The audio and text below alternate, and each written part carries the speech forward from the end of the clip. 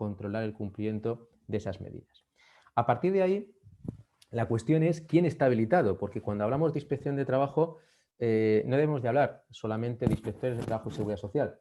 En primer lugar, bien es cierto que esa habilitación que se articula a través de ese artículo 12.1g que hago referencia a la Ley 23/2015, es decir, somos competentes, entre otras cuestiones, en materia de prevención de riesgos laborales, pero también se nos pueden atribuir otras cuestiones fuera de aquel repertorio de competencias que tenemos recogidas en el artículo 12 de la Ley 23/2015, ordenada de la Inspección de Trabajo. Y lo que se ha hecho a través de esa habilitación especial es dotarnos de esa competencia, como he dicho. Pero se habilita no solamente a los inspectores de trabajo, se habilita también a la escala de subinspectores laborales de seguridad y salud laboral, que desde el año 2015 vienen desarrollando una actuación complementaria que aparece también recogida en el artículo 8 del Real Decreto 138/2000 y que dota a este colectivo de funcionarios de la facilidad y de la competencia para poder vigilar y controlar sobre todo las condiciones materiales de seguridad y salud laboral en los centros de trabajo. Ya no solamente eso, sino cualquier condición de exposición a agentes físicos, químicos, biológicos.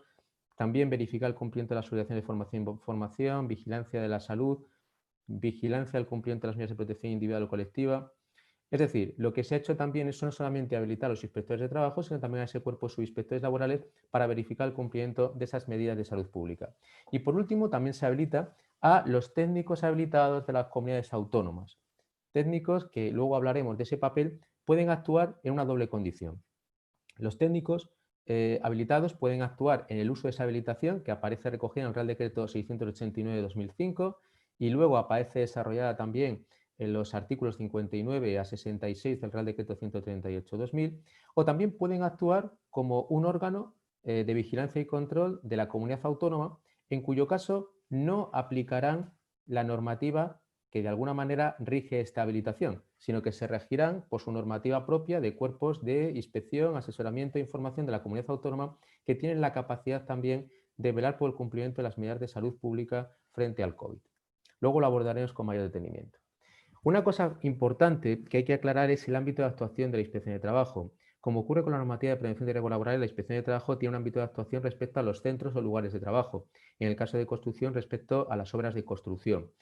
Hay que tener en cuenta cómo la actuación de la Inspección de Trabajo se rige por el criterio 103/2020, un criterio que es aprobado por parte de la Dirección General del Organismo Autónomo el 8 de septiembre y que, al margen del concepto que tenemos claro de centro o lugar de trabajo, añade un nuevo concepto, que es el de entorno de trabajo. Y en base al mismo, prevé también que la actuación de la Inspección de Trabajo se pueda extender tanto a locales, viviendas o lugares que el empresario ponga a disposición del trabajador y respecto a los cuales tiene que garantizar también el cumplimiento de esas medidas de salud pública, sobre todo en materia de seguridad, higiene, ventilación, limpieza y desinfección.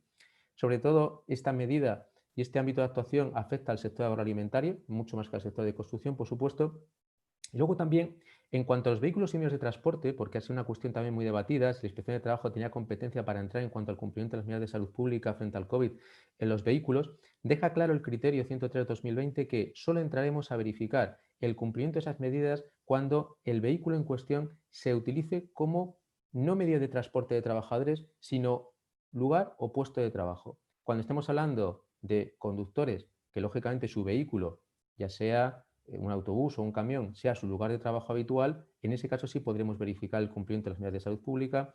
En el caso de que se utilice, por ejemplo, una furgoneta para desplazar a trabajadores, no seremos competentes dentro de nuestro ámbito de habilitación para verificar el cumplimiento de esas medidas.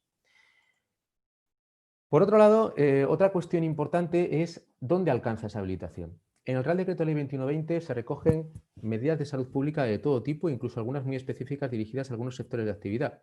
Pero, sin embargo, el ámbito de actuación de la Inspección de Trabajo está muy limitado. Se limita solamente a los apartados A, B, C y D del artículo 7.1 del Real Decreto Ley 21/20. ¿Eso qué quiere decir?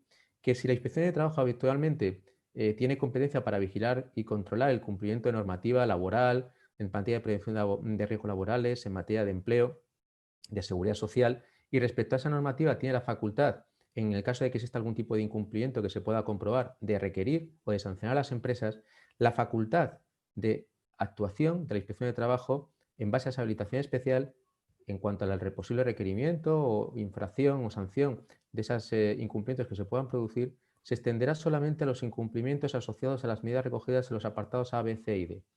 Más allá, ahora veremos cuál es la función de la Inspección de Trabajo, pero en ningún caso podremos actuar de manera reglamentaria requiriendo sanción de las empresas. En todo caso, como veremos, en el caso de algún incumplimiento de cualquier otra medida de salud pública no incluida en todo nuestro ámbito de habilitación, lo que haremos es informar a las autoridades sanitarias de esos incumplimientos, pero ahí directamente se limitará nuestra actuación.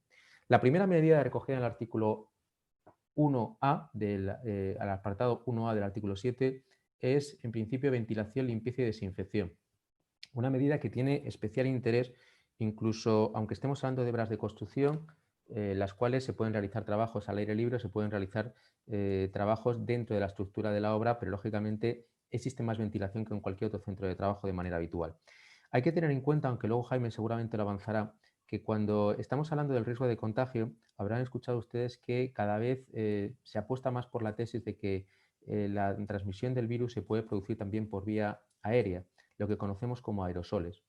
Si anteriormente se limitaba la transmisión por vía aérea al sector sociosanitario, cada vez se piensa más que no solamente se produce el contagio a través de esas gotitas que se pueden proyectar por parte de las personas que están contagiadas a la hora de toser, a la hora de hablar o de estornudar, sino que incluso se pueden transmitir por medio de gotas de inferior tamaño que simplemente se pueden proyectar a la hora de respirar por parte de cualquier persona que pueda estar contagiada.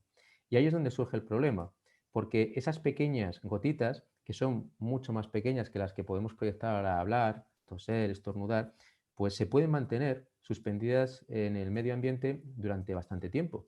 Y eso puede hacer que efectivamente se produzca esa transmisión aérea. De ahí la importancia que tiene, primero, el uso de la mascarilla de protección respiratoria, pero pensemos sobre todo en situaciones en las cuales los trabajadores pueden prescindir de esa mascarilla, por ejemplo, cuando tienen que beber o comer. Y sobre todo, si en esos momentos no se cumple una distancia mínima de seguridad o incluso a lo mejor cumpliendo esa medida no se utiliza lógicamente la mascarilla, se puede producir la situación de contagio. De ahí la importancia que, sobre todo cuando estemos hablando de lugares cerrados, existe una ventilación adecuada, una limpieza adecuada y una desinfección adecuada. Partiendo del hecho de que las medidas de desinfección solamente serán obligatorias en aquellas empresas que efectivamente el tipo de actividad lo motive, con una ventilación adecuada de las instalaciones que permita la renovación adecuada del aire, con unos sistemas de aire acondicionado donde sea necesario que también garanticen una sustitución adecuada y una renovación adecuada del aire, es suficiente, al margen de que en algunas actividades sea necesaria también la desinfección de las instalaciones.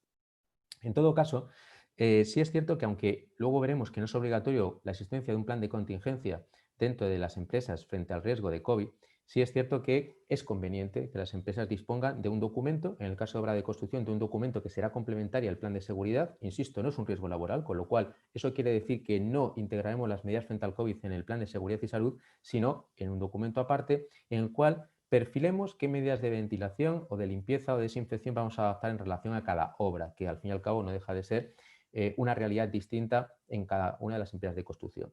Y tendremos que determinar qué protocolos de limpieza y de ventilación vamos a adoptar, quién va a ser el responsable y cada cuánto se van a implantar ese tipo de protocolos.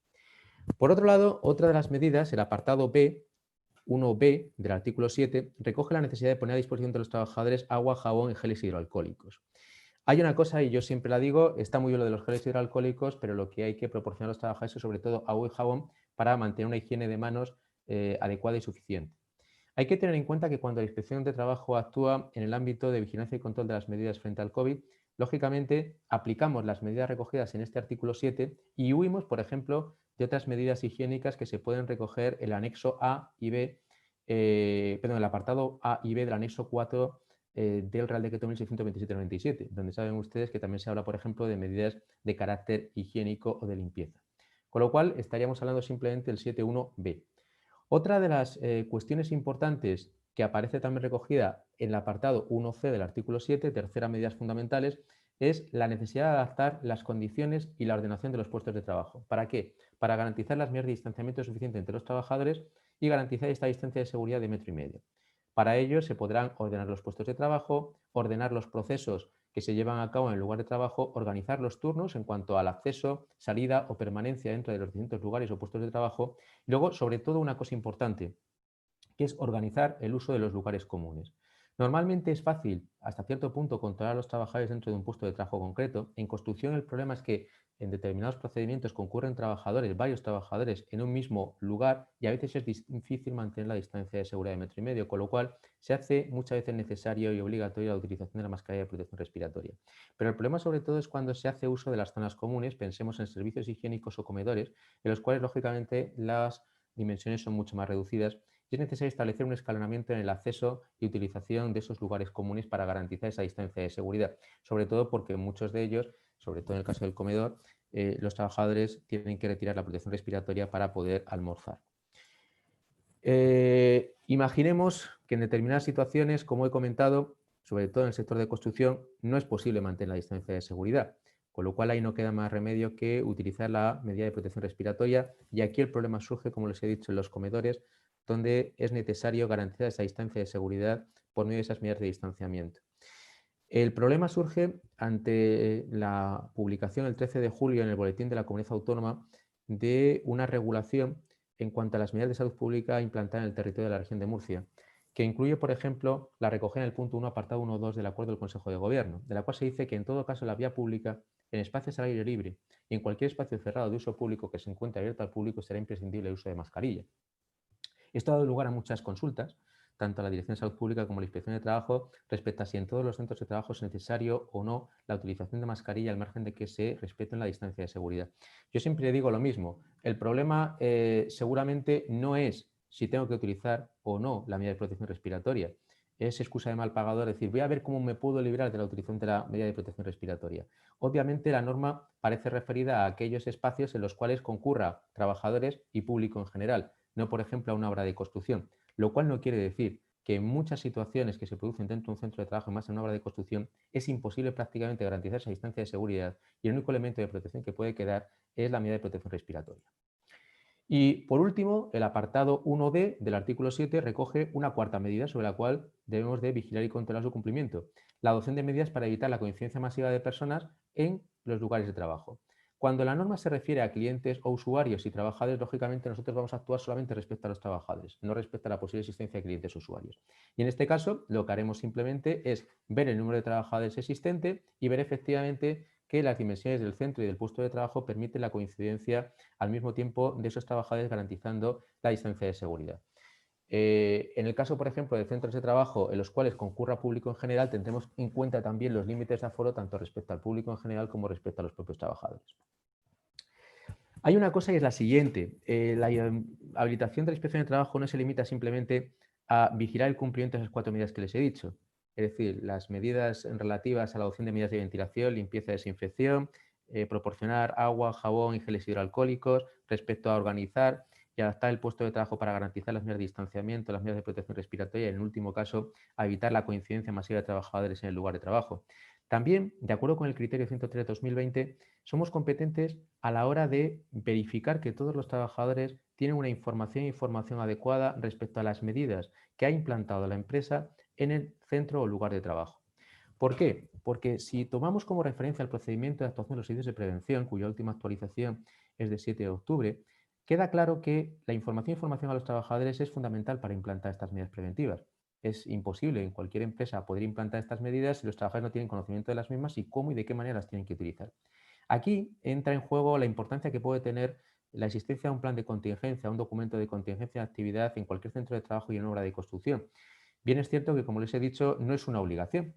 En ninguna normativa en vigor de salud pública existe una obligación legal de tener un documento de contingencia, un plan de contingencia.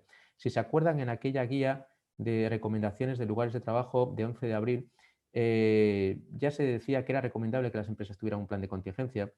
Luego han surgido otras guías, por ejemplo, del sector agroalimentario del 3 de agosto, que también habla de la recomendación en la utilización e implantación de un plan de contingencia, pero no es obligatorio. Lo cual no quiere decir que los trabajadores tengan que tener una información.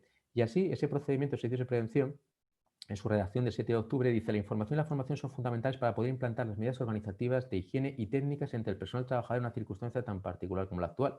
Se debe garantizar que todo el personal cuenta con información específica y actualizada sobre las medidas específicas que se implanten. Con lo cual, ¿cuál es la actuación en este caso de la inspección de trabajo? No solamente verificar el cumplimiento de las 4 medidas que les he dicho anteriormente, sino también que todos los trabajadores tienen esa información. ¿Y qué ocurriría en el caso de que no estuviera documentada esa información? Pues que sería sujeto o objeto de requerimiento o acta de infracción, al igual que cualquier incumplimiento relativo a las medidas que anteriormente les he expuesto. Con lo cual, en este caso, en relación a cualquiera de las medidas anteriores, los trabajadores tienen que estar informados y formados. Otro ámbito de actuación de la Inspección de Trabajo dentro de su habilitación es garantizar que los comités de empresa y delegados de personal están informados y consultados por las empresas en relación a las medidas de salud que se implanten en cualquier centro de trabajo, incluidas las obras de construcción.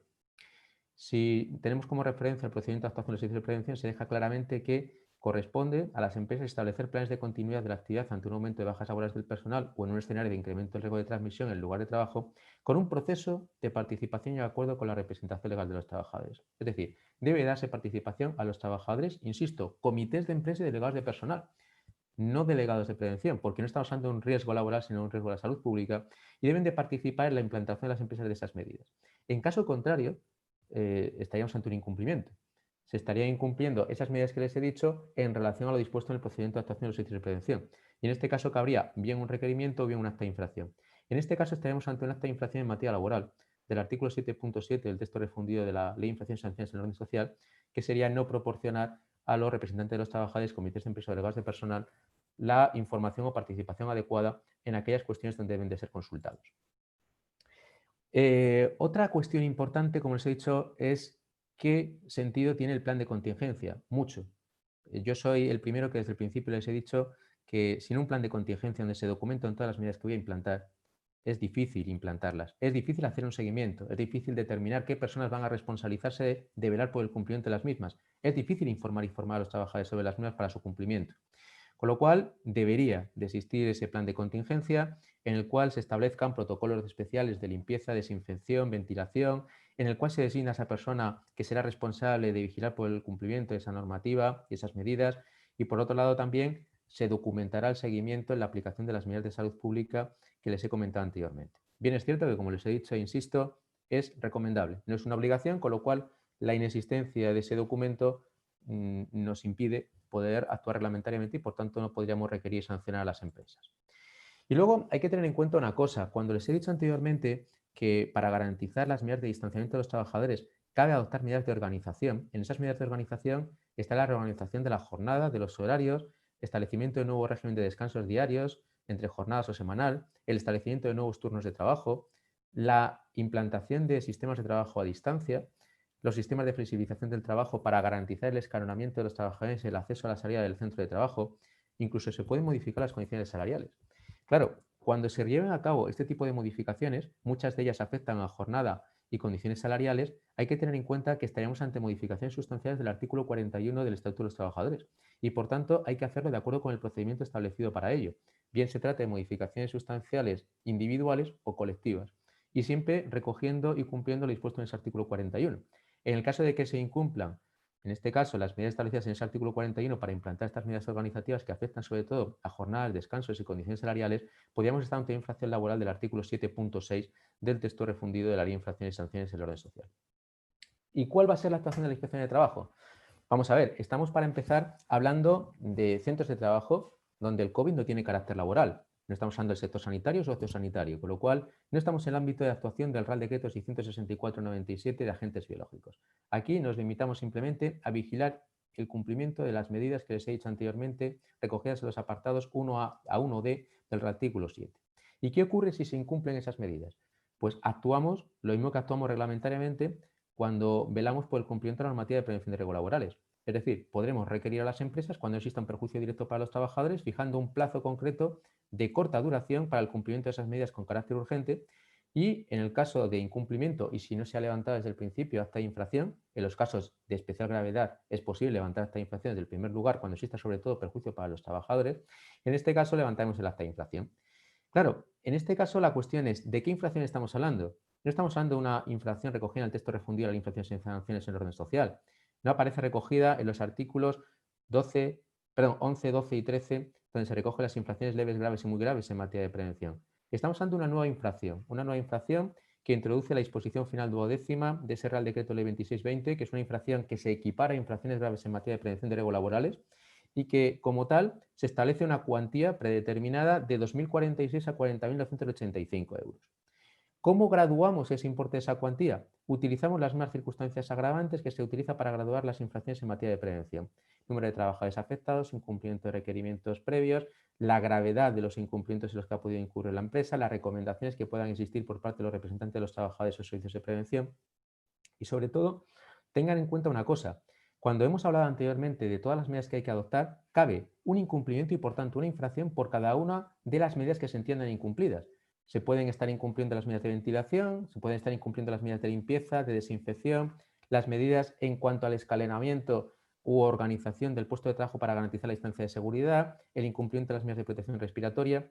Se puede incumplir las medidas en cuanto a la obligación de proporcionar agua, jabón o geles hidroalcohólicos a los trabajadores. Cada incumplimiento puede ser objeto de requerimientos distintos y, por tanto, también de sanciones distintas. Y por último, en cuanto a la tramitación del procedimiento sancional, es el mismo que el de cualquier infracción en materia de prevención de riesgos laborales. Estamos hablando de que se podría acoger la empresa a la reducción contemplada en los apartados 1 y 2 del artículo 85 de la Ley de Procedimiento Administrativo 39/2015, que prevé que en el caso de conformidad de las empresas con la propuesta de sanción realizada por la Administración, cabe una reducción de hasta un 40% cuando se preste su conformidad y no se recurra contra esa infracción que se ha impuesto. Y luego, por otro lado, el procedimiento sancional es el que aparece recogido en los artículos 51 y 54 del texto refundido de la LISOS. ¿Quién es el sujeto responsable? El empresario. Sobre todo cuando estamos hablando de una obra de construcción, cada empresario, ya sea subcontratista o contratista, será responsable respecto al cumplimiento de esas medidas en relación a cada uno de sus trabajadores. Hay una cosa que tenemos que tener en cuenta. Efectivamente, el COVID es un riesgo de salud pública, como les he dicho, y por tanto, nada tiene que ver con la prevención de riesgos laborales, sin perjuicio de la habilitación especial de la Inspección de Trabajo. Lo cual no quiere decir que, como consecuencia de la implantación de esas medidas de salud pública que les he dicho anteriormente, y muchas de las cuales aparecen recogidas en los apartados 1A o 1D del artículo 7, se puedan modificar los riesgos laborales de mi empresa.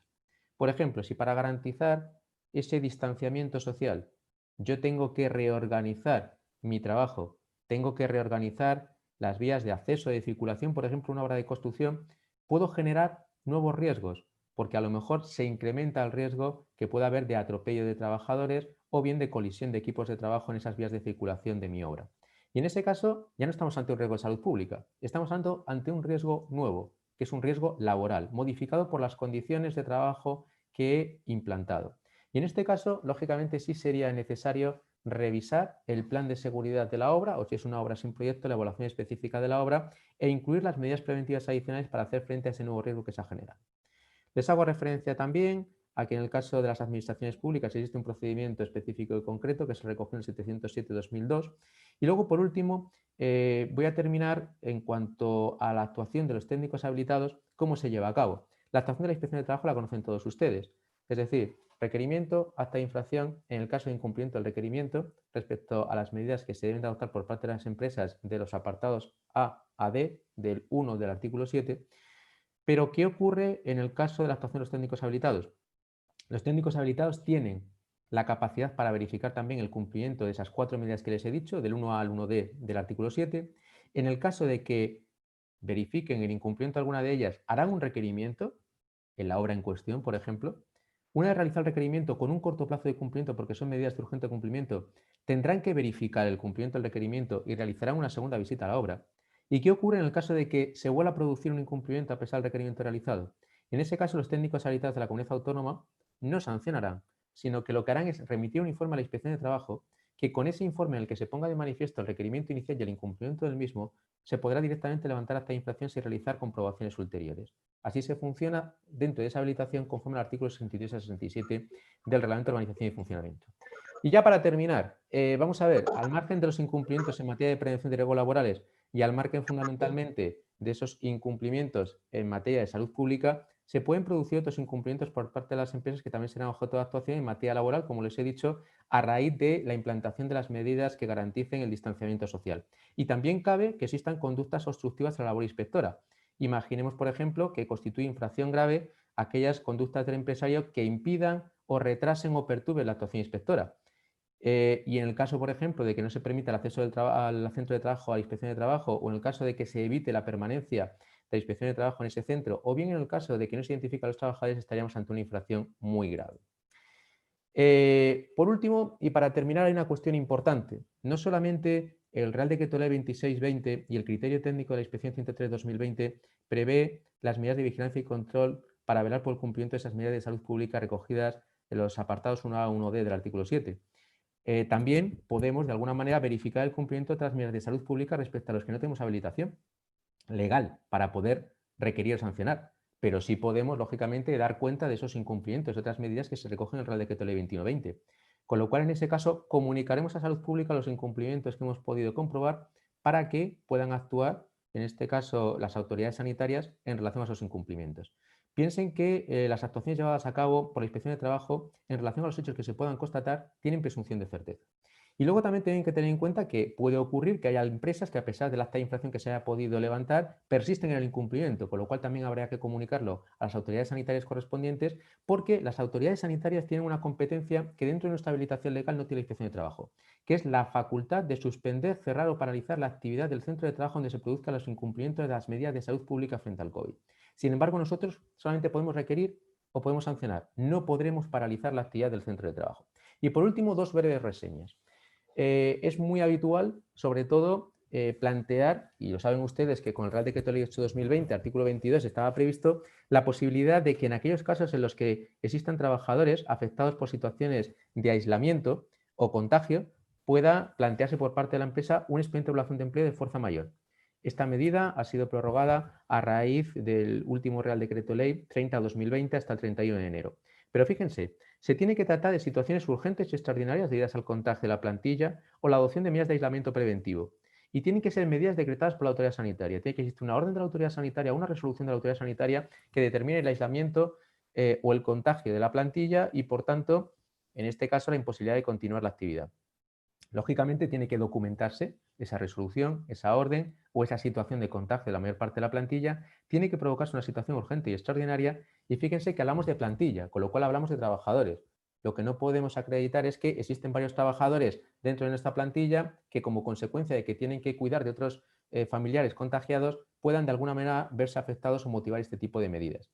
Y luego lo más importante, el número de contagios o el número de trabajadores aislados debe de ser tan sumamente significativo que impidan continuar la actividad productiva. Y siempre que además la empresa se podrá acoger esa medida de regulación de empleo, siempre que no sustituya a esos trabajadores por otros trabajadores que de alguna manera pueda contratar con posterioridad.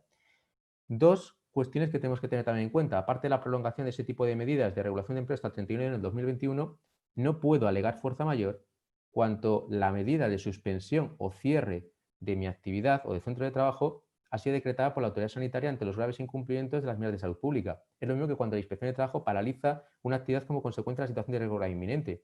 En este caso, la situación que impide continuar la actividad no es ajena a la voluntad del empresario. Es el empresario el que ha incumplido y, como consecuencia de eso, la autoridad, bien la Inspección de Trabajo en el caso de prevención de riesgos laborales, la autoridad sanitaria en materia de salud pública, determina la suspensión o cierre de la actividad y, por tanto, no cabe presentar una medida de regulación de empleo. Y por último, artículo 5 del Real Decreto Ley 7/2020, 10 de marzo, saben ustedes que se considera como situación asimilada a accidente de trabajo a efecto de la prestación de incapacidad temporal, salvo que se considere como accidente de trabajo y se determine que ha sido un accidente de trabajo del artículo 156 los supuestos de aislamiento o contagio. Aparte de las preguntas que puedan surgir ahora, que tengamos en cuenta dos cuestiones. Primero, si bien es cierto que los trabajadores se pueden acoger a la prestación de IT en los supuestos de aislamiento o contagio, nada impide que el trabajador decida, conjuntamente con la empresa, en esos periodos de aislamiento o contagio, estar teletrabajando. En cuyo caso, si opta por esa opción, seguirá percibiendo el salario de su empresa, se seguirá rigiendo por sus condiciones laborales y no percibirá la prestación de IT. Y luego, por otro lado, también hay que tener en cuenta que cuando hablamos de situaciones de aislamiento o contagio, para poder acceder a la prestación es necesario, primero, que el servicio de prevención de la empresa cumplimente un anexo 1, recogido en el procedimiento de actuación del servicio de prevención, donde se determine que esa persona, debido a su situación de contagio o contacto estrecho, debe de pasar aislamiento. Ese anexo 1 debe de comunicarse a los servicios de atención primaria y a partir de ahí es cuando se tramita la baja y el alta del trabajador, y a partir del cual, ese momento, se produce la percepción de la prestación de IT, teniendo en cuenta que la percepción tendrá carácter retroactivo desde el momento en el que surge el hecho causante, desde el momento en que se inicia el aislamiento por parte del trabajador, independientemente de cuándo se tramite el parte de baja por IT. Con esto concluyo mi exposición y quedo a disposición de las preguntas que puedan surgir. Muchas gracias.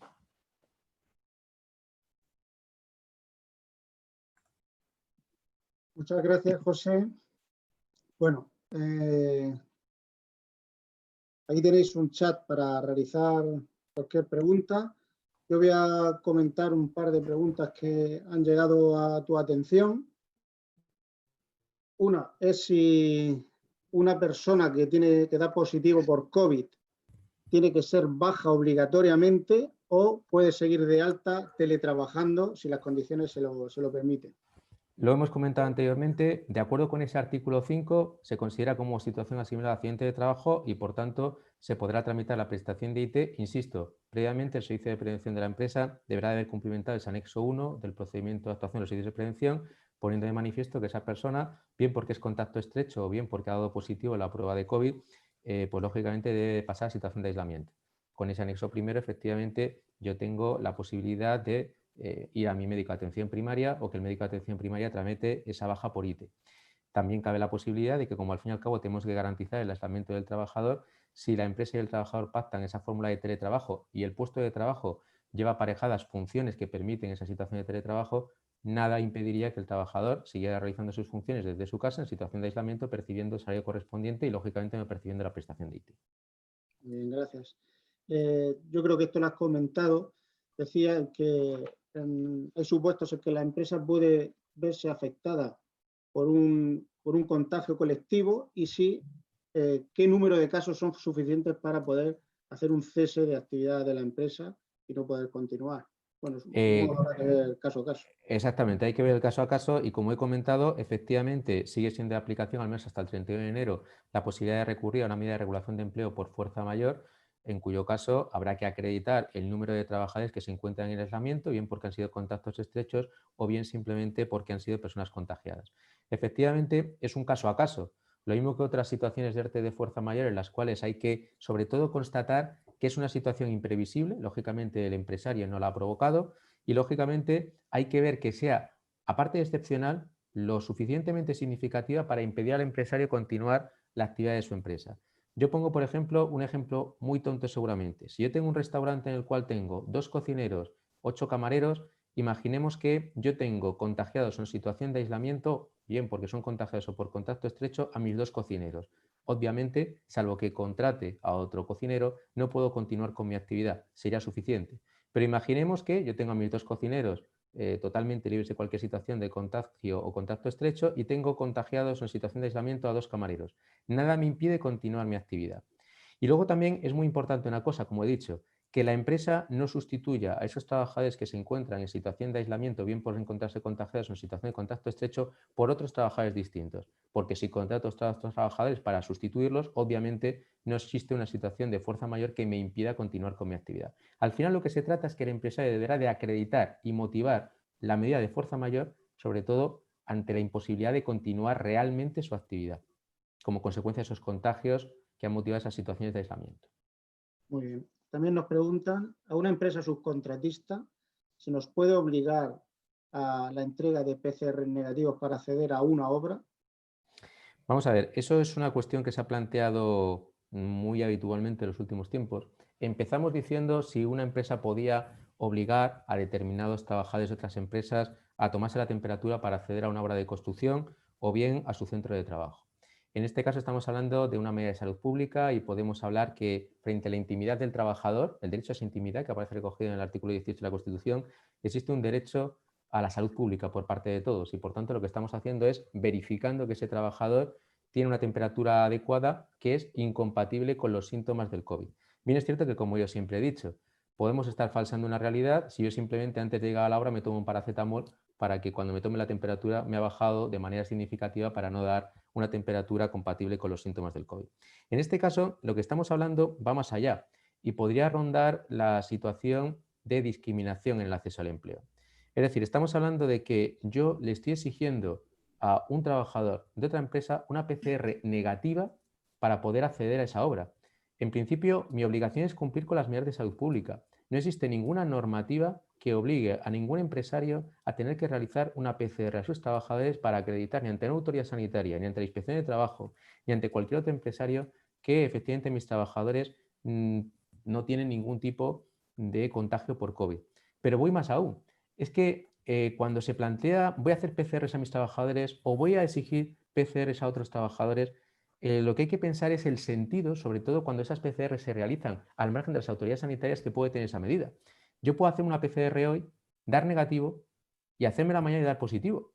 Incluso hay falsos negativos y positivos, con lo cual, aparte del coste de esas medidas, porque tenemos que pensar también en el coste, le estoy pidiendo a las empresas que quieran entrar en mi centro de trabajo que tengan una PCR negativa a sus trabajadores. Claro, estamos encareciendo el coste de esa ejecución de contrato y sobre todo para lograr una finalidad que tampoco acredita realmente que ese trabajador esté libre de contagio. Con lo cual, desde mi punto de vista, no se debería de exigir ese tipo de medidas y podría incluso rayar ya no solamente la esfera de la intimidad del trabajador, porque estamos hablando de que hasta qué punto yo puedo exigir a un trabajador, al margen de las autoridades sanitarias y de situaciones de contagio o contactos estrechos, la realización de una PCR, sino que además estoy condicionando su propia actividad laboral tanto al trabajador como a la empresa a la que contrato. Bajo mi punto de vista, no. Pues muchas gracias, José Antonio. Te invito a que nos acompañes hasta que De acuerdo. puedas. A vosotros. Muy bien. Vamos a dar paso ahora a Ramón Pérez Merlos, y ahora se incorporará enseguida Jaime, el subdirector de salud. Y ahora cedo la palabra a Ramón. Bien, buenas tardes. ¿Se me oye? Se me oye bien, muy bien. Bueno, buenas tardes. En primer lugar, agradecer a Frecon la invitación para intervenir por mi parte y por la parte de la empresa de la que represento, por parte de TOSA, para un poco dar nuestro punto de vista sobre lo que nos estamos encontrando desde que empezó esta pandemia. Yo voy a ser bastante crítico con la situación. José Antonio lo ha explicado muy bien. Es un tema de salud pública, pero quizás no tanto, ¿no? Y voy a intentar argumentar el por qué no es tan un tema de salud pública, a pesar de que todos defendemos que es un tema de salud pública, porque es lo que siempre se ha dicho y lo que el Ministerio de Sanidad desde el primer momento ha comentado. Pero la realidad es que se han ido dando una serie de pasos que creo que eso nos ha inculcado, nos ha achacado una serie de responsabilidades a las empresas muy importantes.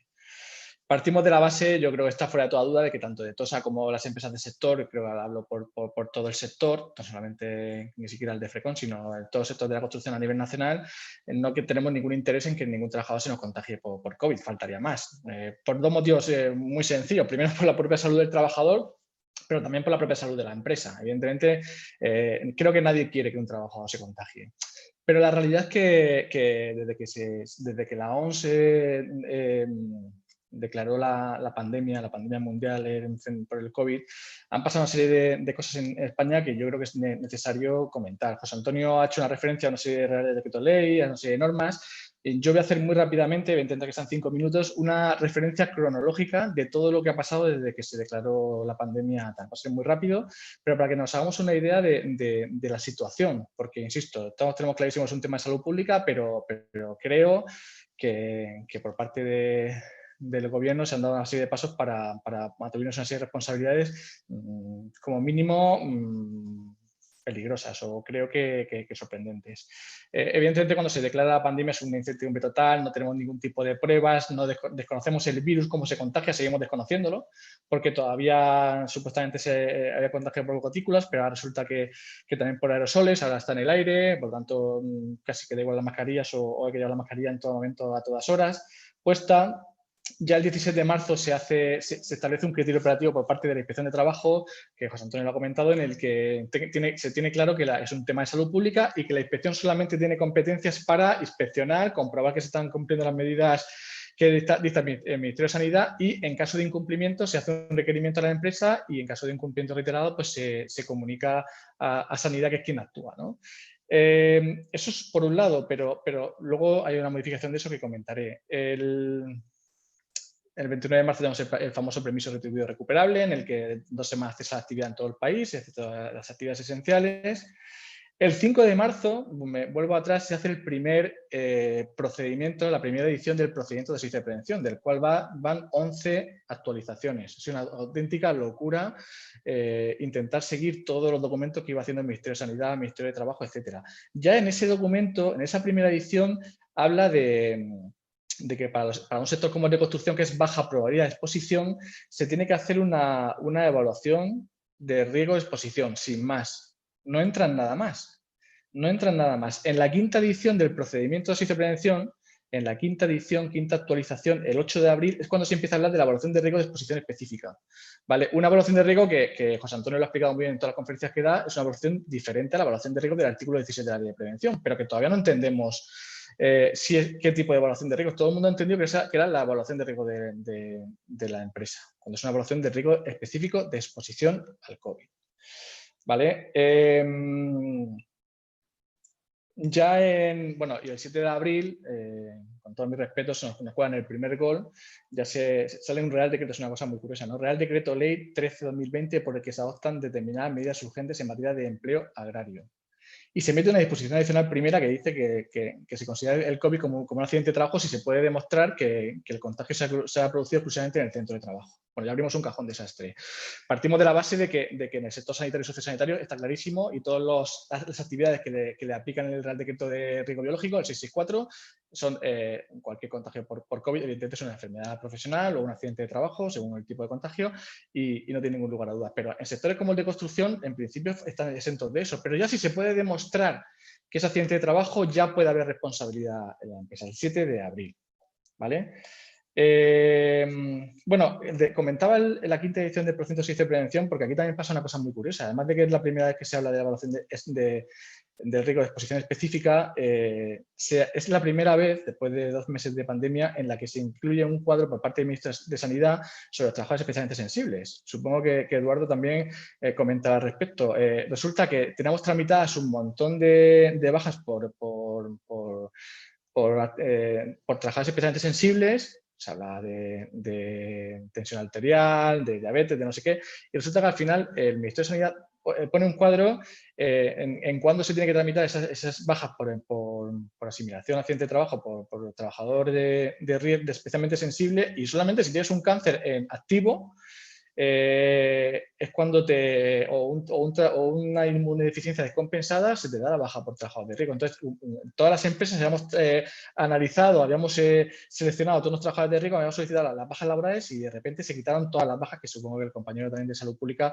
lo comentará, ¿no? Fue una cosa tremenda. O sea, la cantidad de esfuerzo que hicimos para analizar todos los trabajadores nuestros de especial sensibilidad y luego no se le dio la baja a casi ninguno de ellos, insisto, no sé que tuvieses un cáncer activo y poco más. Es un tema que fue, la verdad, que bueno, se podía haber solucionado mucho antes. El 21 de junio finaliza el estado de alarma y bueno, y ya el 7 de julio se publica el Real Decreto 27/2020 que ha comentado José Antonio, en el que se habla ya de la atribución de la inspección de trabajo, ya no solamente de inspeccionar y de requerir a las empresas y en caso de incumplimiento que se comunique a Sanidad, sino la facultad para proponer esta infracción en caso de incumplimiento de los 4 puntos que se comentan del artículo 7 del Real Decreto 21/2020. Claro, ya os lo recuerdo a todos, lo conocemos todos. El punto A, ventilación, limpieza y desinfección. El punto B, agua, jabón o geles hidroalcohólicos o desinfectante con actividad virucida. El punto C, ordenación de los puestos de trabajo, ordenación de turnos, distancia de seguridad de 1,5 metros. Y por último, evitar la coincidencia masiva de personas. Claro, ya hay una atribución, insisto, también la tiene Sanidad antes, pero ya la Inspección de Trabajo para hacer eso. Y claro, a raíz de eso sale el 27 de agosto una nota informativa de la propia inspección en la que se plantea la posibilidad, yo creo que remota, en construcción, pero ahí está, del posible recargo de prestaciones. ¿Vale? Es cierto que va a ser muy complicado, no sé si José Antonio querrá comentar algo, va a ser muy complicado con un trabajador porque evidentemente la inspección de trabajo no va a poder imponer el recargo. El trabajador se tendrá que dirigir al INS y el INS será el que en todo caso pedirá un informe al inspector de trabajo para ver si hay un incumplimiento de las medidas sanitarias de ese artículo 7 y se puede imponer recargo de prestaciones a la empresa. Pero insisto, hemos pasado de que en marzo era un tema de salud pública pura y dura a que de repente ya un posible contagio, si se demuestra que ha sido en el centro de trabajo, puede ser accidente de trabajo. Ya el 7 de julio ya se plantea la posibilidad de que la inspección supervise eso y que incluso pudiese imponer un recargo. Y la última de todas, que José Antonio también lo ha comentado, el 7 de octubre, es decir, la semana pasada, la 11ª actualización del procedimiento de servicio de prevención, en la que dice textualmente: el Servicio de Prevención de Riesgos Laborales investigará y analizará las causas de los brotes, medidas organizativas inadecuadas o no implantadas, incumplimiento de la distancia de seguridad, instrucciones en idiomas que no se comprenden, mascarillas inadecuadas, mal uso de las mismas, movimiento de personal, reuniones, descansos, espacios comunes, etc. Es decir, el servicio de prevención tiene que denunciar a su empresa cliente, cuando sea un servicio de prevención ajeno, servicio de prevención propio como exitosa, pues claro, denunciamos a la dirección de la empresa, tiene que denunciar en caso de un posible incumplimiento de esas medidas sanitarias. Y claro, eso es en cuanto al seguimiento de un posible brote. O sea, imaginemos lo que supone eso. Primero, que es imposible que los servicios de prevención, que ya están absolutamente sobrecargados con esta situación, puedan hacer ese seguimiento de brotes. Es una responsabilidad tremenda para el servicio de prevención. Y luego, ¿cómo vas a denunciar a la empresa el posible incumplimiento? ¿Vale? Eso en un momento dado puede derivar en lo que yo decía de recargo de prestaciones, ¿no? Claro, y eso sin entrar, insisto, en la gran discusión sobre cómo nos contagiamos y, insisto, parece ser que ya de cualquier forma está en el aire y el contagio es muy probable, pero evidentemente nos da una gran inseguridad a las empresas. Entonces, después de esta introducción, insisto, simplemente nombrado cronológicamente, ¿realmente un posible contagio por COVID en el sector de la construcción es un tema de salud pública? Pues parece que todavía sí, pero menos. Y lo digo diplomáticamente, pero menos porque, insisto, se han dado una serie de pasos que creo que en un momento dado nos puede trasladar la responsabilidad civil, penal y administrativa e incluso el recargo de prestaciones a las empresas. Así que, insisto, yo creo que bueno, por el criterio general de la inspección es, bueno, creo que a nivel nacional se tiene una visión de no entrar a hacer, entre comillas, y perdón la expresión, demasiado daño, pero es cierto que de repente las empresas nos hemos visto asumidas en una situación en la que era un tema de salud pública, hemos tenido que asumir un montón de medidas preventivas, el uso de geles, limpieza y desinfección de casetas, geles hidroalcohólicos, distanciamiento, un montón de medidas organizativas, y todo estamos asumiendo las empresas. Evidentemente hay sectores peores, claro, el sector de la restauración en Cataluña está mucho peor. Esta noche cierra la actividad, pero lógicamente el que nos duele es a nosotros, el de la construcción. Entonces, claro, al final es una situación muy complicada que creo que normativamente no nos ha ayudado Estamos haciendo, creo, la gran mayoría de empresas un gran esfuerzo en implantar todas estas medidas, pero creo que la normativa, y ojalá y me equivoque y el tiempo no me dé la razón, ayuda a que según qué caso se pueda achacar una responsabilidad empresarial, cosa que es muy preocupante porque, insisto, es un tema de salud pública y una pandemia. Bien, dicho esto, voy a contar lo que yo entiendo, lo que creemos en el sector que nos está pasando en nuestro día a día. En primer lugar, insisto, todo lo que el esfuerzo que estamos haciendo las empresas en cuanto a medios organizativos y medios materiales y tal, es un tema que estamos asumiendo las empresas económicamente. Incluso hemos hecho un plan de contingencia, que comentaba José Antonio, las constructoras grandes que trabajamos como contratistas, hemos hecho un plan de contingencia en el que no solamente engloba a nuestros trabajadores, sino que engloba a los trabajadores de nuestras subcontratas. Es un plan de contingencia general en cada obra en el que hemos dotado de medios para todo el personal de obra, no solamente para nuestros trabajadores. Yo estoy tranquilo en el sector de la construcción porque trabajamos en entornos ventilados. Creo que tengo que reconocer que tenemos muy pocos contagios en obra. O sea, después de 7 meses de pandemia, no son 10 años, son 7 meses, aunque se han pasado muy lentos y han sido muy duros. Después de 7 meses no tenemos contagios en la obra, en el centro de trabajo, porque casi siempre trabajamos, da igual en edificación que en obra civil, que en obra industrial, trabajamos en entornos ventilados y no tenemos contagios. ¿Dónde tenemos los contagios? En el desplazamiento. Furgonetas de trabajadores. Nosotros trabajamos, sabéis que trabajamos en toda España, tenemos trabajadores desplazados que están viviendo en pisos, compartiendo, duermen juntos, almuerzan juntos, pasan aparte del transporte hacia la obra. Entonces, ahí es donde estamos teniendo los contagios. Hace poco hemos tenido un caso de un contagio masivo de unos ferrallas, de una subcontrata, que de 20 se han contagiado 8. Se han contagiado 8 por lo que estamos hablando, porque al final no se produce en el centro de trabajo. Por suerte, en el centro de trabajo, en un momento dado, se puede acercar un trabajador a otro y superar esa distancia de 1,5 metros, pero son momentos puntuales y por supuesto, nada de 15 minutos ni ese tiempo. O sea, los contagios se producen en el desayuno, en el almuerzo, sobre todo en lugares cerrados. Hemos tomado todas medidas, ya hemos comentado en muchas charlas, medidas para evitar que en los comedores haya influencia masiva de la gente, pero que la gente sigue comiendo, sigue cenando, sobre todo la gente desplazada, en los bares, en los restaurantes, y se han producido muchos contagios. Entonces, nuestra experiencia es que los contagios se producen básicamente en ese momento. Pero el problema es que además tenemos una gran dificultad para controlar el riesgo de exposición, ¿vale? Porque en el fondo depende del trabajador. O sea, al final nos ha tocado ser, entre comillas, y permitidme la expresión, padres de los trabajadores, porque claro, tenemos que controlar su entorno laboral, tenemos que controlar el centro de trabajo, pero es que nos ha tocado un poco hacer una supervisión de su entorno laboral, de su entorno personal, porque la gran mayoría de contagios se producen en comidas, en cenas, en reuniones familiares, y nos lo comentan.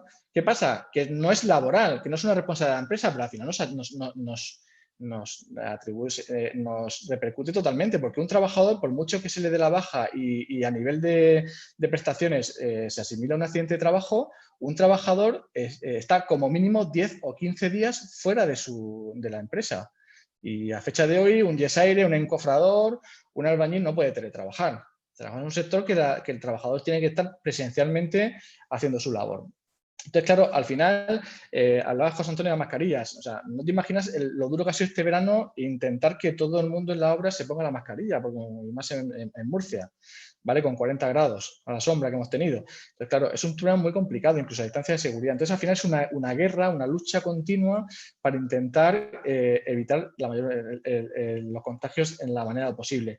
Con la particularidad, insisto, que es un tema que nos ha venido de lleno, todos estamos haciendo un esfuerzo, pero, insisto, tampoco creo que todos los cambios normativos nos hayan ayudado a motivarnos, ¿no? Porque al final creo que, salvo alguna excepción, las empresas están haciendo un esfuerzo importante, o por lo menos en las empresas que ya llevamos un cierto bagaje y tenemos una serie de medios. Pero nuestro gran problema lo tenemos por la tarde cuando terminan de trabajar, que se van a tomarse la cerveza al bar, es algo muy común en el sector. Tenemos contagios de ese tipo conocidos, porque además se han ido a tomarse la cerveza y 2 días después el trabajador ha dicho, oye, que estoy contagiado, y al final han contagiado a compañeros. Es decir, es un problema muy serio, porque no solamente en el entorno laboral, que creo, de verdad, pienso sinceramente que en los centros de trabajo son los sitios más seguros que tenemos ahora mismo, por lo menos en el nuestro, claro, ¿no? El sector sociosanitario y sanitario es diferente, pero en construcción no sería capaz de dar un porcentaje, pero fácilmente de un 95% para arriba se producen fuera de lo que es la obra pura y dura, y es muy complicado de controlar. Y luego una cosa que me gustaría con el compañero de Salud Pública también comentar, tenemos un gran problema con el tema de los contactos estrechos. O sea, hay una psicosis total de los trabajadores. Cuando alguien sabe que ha estado con alguien, aunque haya sido de lejos y ha dado positivo, al final te dicen, te juran y te perjuran que sí que han estado con él, que se quieren hacer la PCR o el test de antígenos, etcétera, y que han sido un contacto estrecho. Y claro, ¿qué hacemos nosotros con eso? Es decir, yo me tengo que creer lo que el trabajador me diga. Yo no tengo la capacidad para saber si realmente ese contacto ha sido un contacto estrecho o no.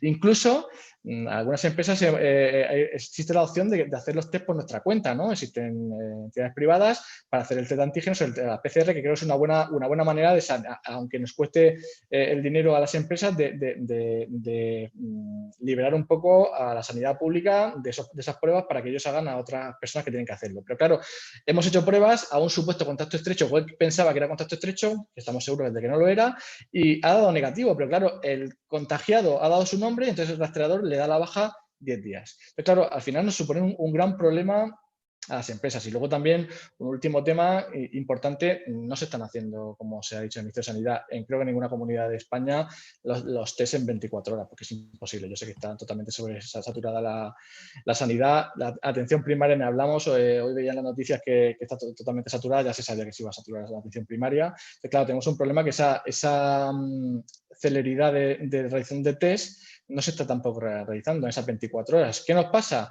Que al final tenemos al trabajador en su casa esperando la prueba o esperando el resultado de la prueba sin producir y sin saber si está contagiado o no. Ese trabajador, que puede tardar 3-4 días en tener la prueba definitiva, luego imaginemos que da negativo, al final no ha sido ningún tipo de contacto estrecho ni nada por el estilo, se tiene que reincorporar. Son 4 días, 3 días que al final ha estado sin trabajar en la empresa. Y yo, prevencionista, me conocéis de muchos años, no soy precisamente una persona que abogue por la prevención, por un tema económico, pero claro, es un tema también de supervivencia del sector. Entonces, es verdad que estamos mejor que otros sectores, que duda cabe, que en la hostelería o de restauración, pero sí tenemos un gran problema y insisto, la gran mayoría de contactos se nos producen fuera de lo que es el ámbito laboral puro y duro, pero claro, al final nos estamos asumiendo que tenemos día sí día también trabajadores en cuarentena o que se da baja porque han sido contactos estrechos o supuestos contactos estrechos porque alguien ha dado su nombre y claro, eso nos supone un hándicap muy importante en las empresas. Y yo sé que la salud está por encima de todo y insisto, creo que tanto tanto Tosa como cualquier empresa de construcción quiere que sus trabajadores no se contagien, pero claro, tenemos que buscar ese equilibrio y es muy complicado porque al final se puede hacer todo lo que se pueda, pero es imposible controlar al trabajador en su entorno privado, en su entorno personal, nos pasa a todos. Yo creo que ninguno hemos renunciado, aunque lo hayamos limitado al máximo, a una comida familiar, a un evento, a un cumpleaños, porque hacemos lo más posible de evitarlo, pero al final es imposible. Y además te puedes contagiar en el supermercado, en cualquier sitio. O sea, es absolutamente imposible el riesgo cero, pero insisto, al final lo estamos subiendo las empresas y siento haber sido crítico con el tema normativo, pero yo creo que no nos ayuda la posible atribución de responsabilidades de cara a ese recargo de prestaciones o a esas responsabilidades de ese artículo 7, porque creo que la gran mayoría, salvo excepciones, esas empresas están haciendo todo lo que pueden o todo lo que saben. Muchas gracias. Muchas gracias, Ramón.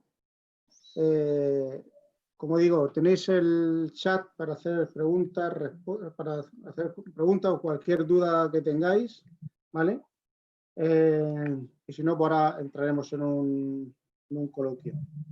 Voy a dar paso a Jaime Pérez, como decía en su presentación. Él es doctor, epidemiólogo, subdirector de la Dirección General, y él nos va a comentar los aspectos más novedosos de esta pandemia y luego también pues todas las medidas que tenemos que adoptar pues, para evitar contagios. Jaime, bienvenido y cuando quieras. Muchas gracias por la invitación, por la presentación. Nos vamos a centrar en unos aspectos determinados del tema, lo más breve posible a estas horas ya de la tarde. Sí quería pues, comentar, oye, no me he podido conectar a porque he tenido otras dos antes y no he podido estar en toda, perdonadme, pero sí que es verdad lo que comentaba el compañero de Tosa, que realmente nos pasa una cosa con el tema de la normativa y todo lo que ha pasado, ¿no?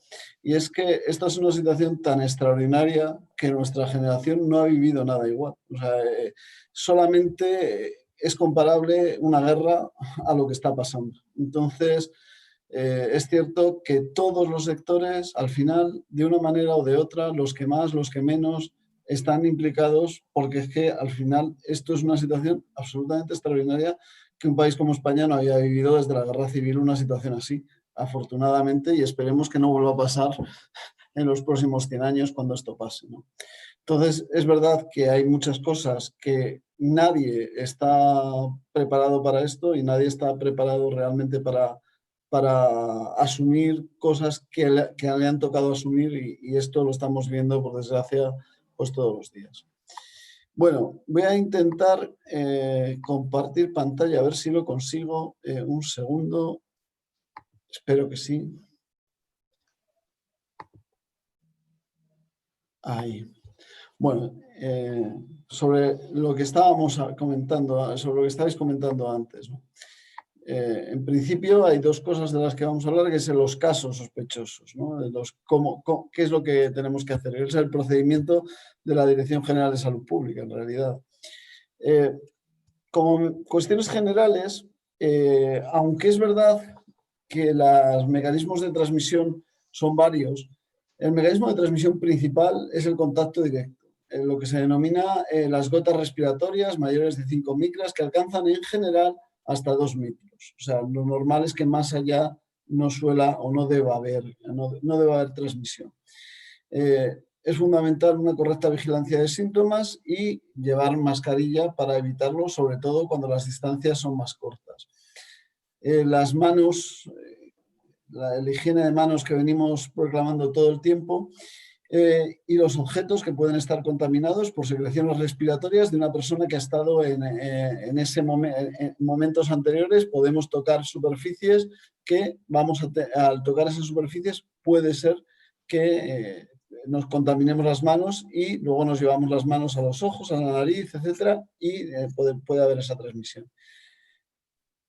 Pero realmente lo fundamental, o sea, cuando decía antes el compañero que puede haber contagios y transmisiones en los supermercados, Pues sí, puede haberlas, pero las transmisiones, lo más frecuente de transmisión en el supermercado va a ser que te pares a hablar con alguien que conozcas 5 minutos a una distancia corta y además no lleves bien puesta la mascarilla. Esa va a ser el mecanismo de transmisión más frecuente. Lo cual no quiere decir que, que de forma no anormal pues puede haber una contaminación de un producto en el supermercado, que haya algo, que te cruces con alguien y ese alguien te transmita la enfermedad, pero digamos que es realmente el contacto directo persona a persona, cuando te pones a hablar con alguien, cuando estás junto con alguien, ese es el momento, como estabais comentando, cuando te vas a comer, es el momento donde se produce la transmisión en el 90% de las ocasiones. Eso no quiere decir que, claro, a lo mejor te pasa de forma extraordinaria, pero si controlas ese 90%, estás reduciendo muchísimo tu riesgo.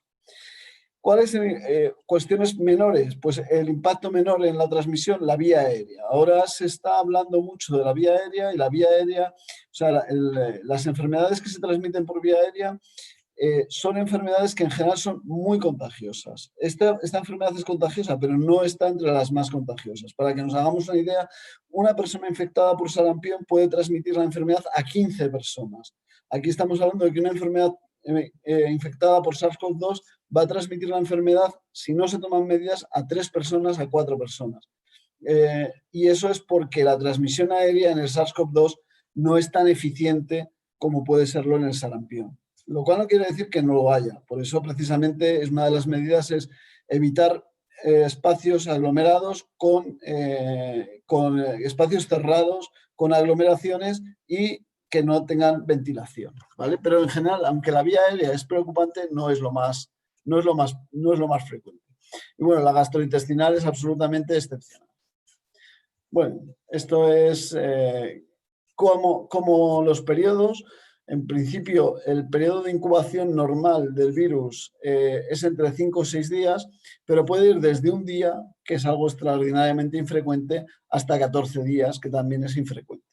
La cuarentena, lo que se considera es que con 10 días de cuarentena conseguiríamos evitar el 95% de los casos, porque el 95% de los casos, o sea, en 10 días, desde que tengo contacto con una persona con COVID hasta que yo desarrollo el COVID, en 10 días es el 95% de esas personas. Por eso se ha cortado la cuarentena a 10 días, porque, bueno, se ha dicho que aunque de forma excepcional puede pasar más allá de los 10 días, pero evidentemente hay que intentar conjugar lo correcto desde un punto de vista de control de la epidemia con lo posible desde un punto de vista de las personas y de la economía, lógicamente. Entonces, si puedes acortar la cuarentena cada 4 días y a cambio simplemente pierdes un 5% de los contactos que pueden pasar a caso de esos 10 a 14 días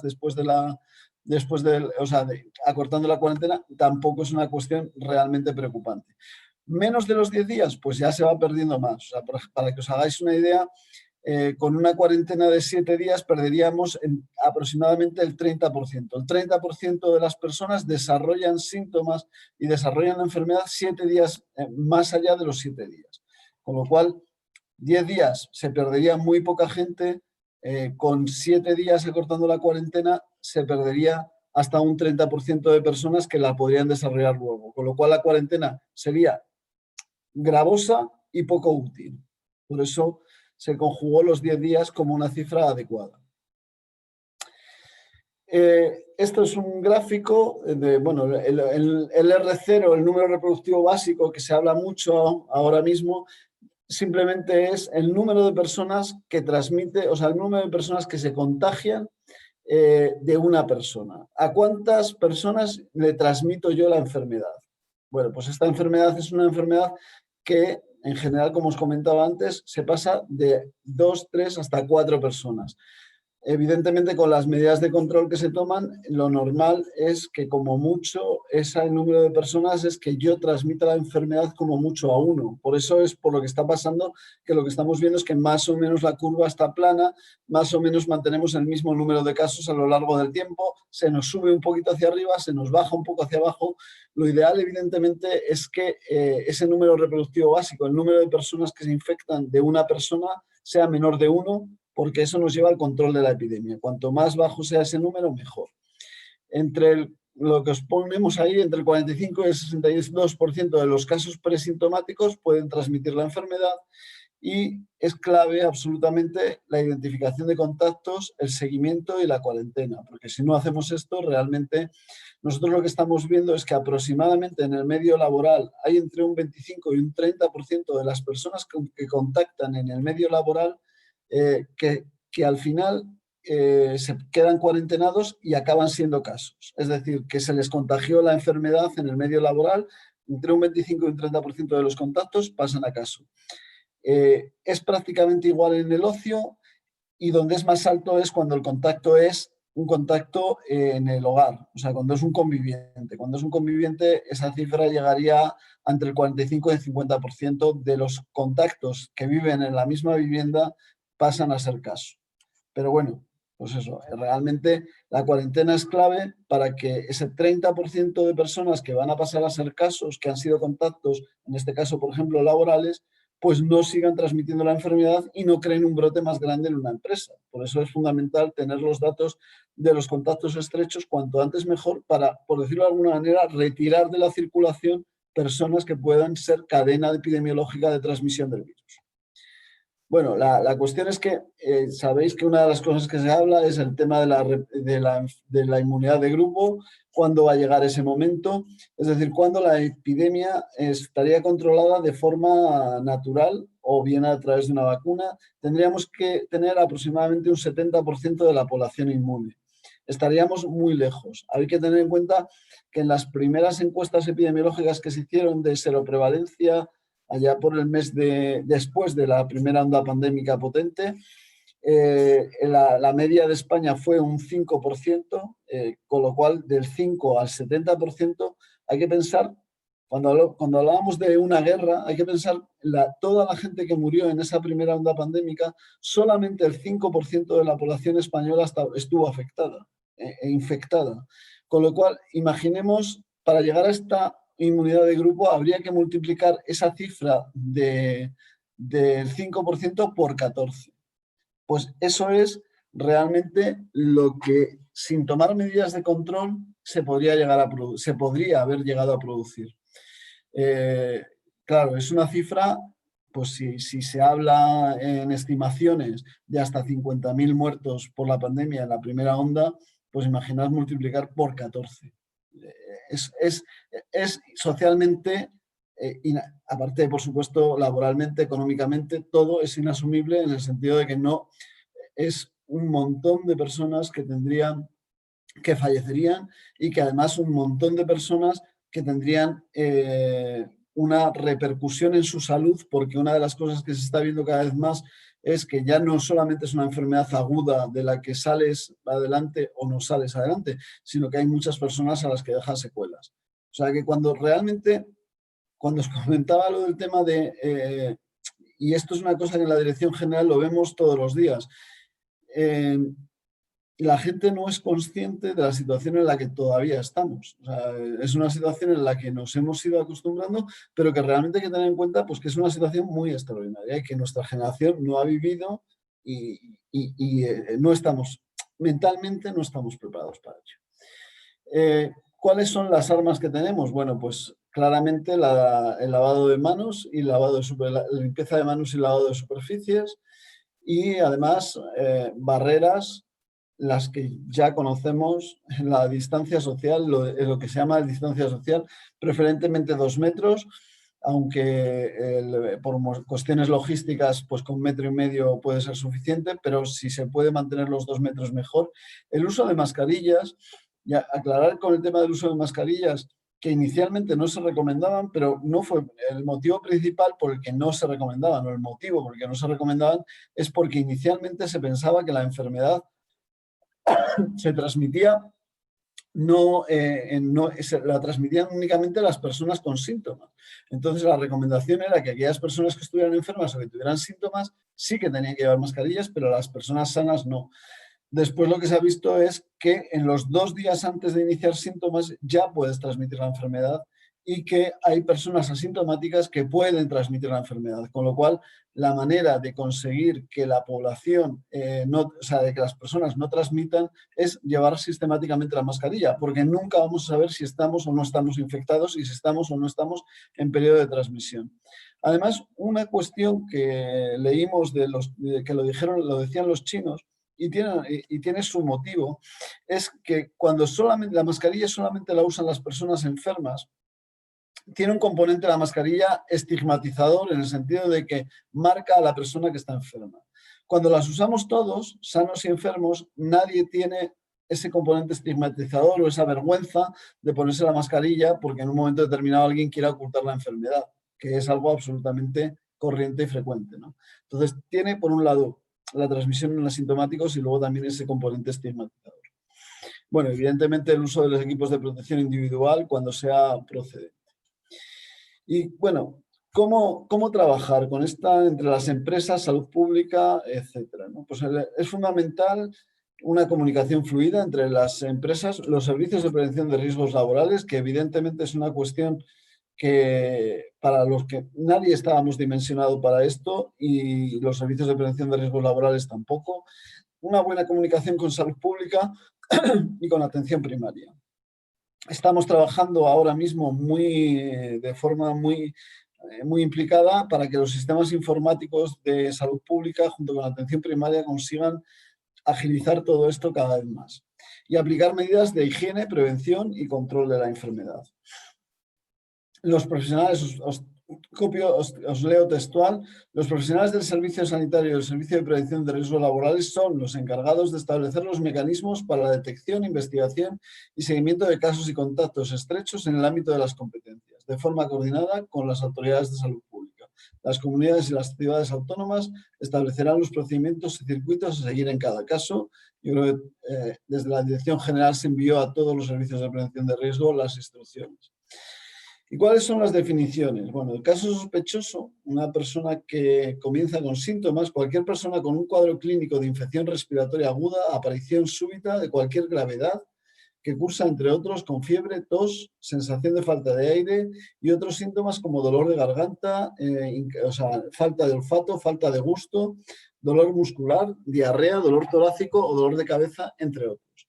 Pueden ser considerados síntomas de sospechas de infección según criterio clínico. Es decir, la sintomatología es amplísima y al final tiene que ser evaluada por un profesional sanitario o por un médico.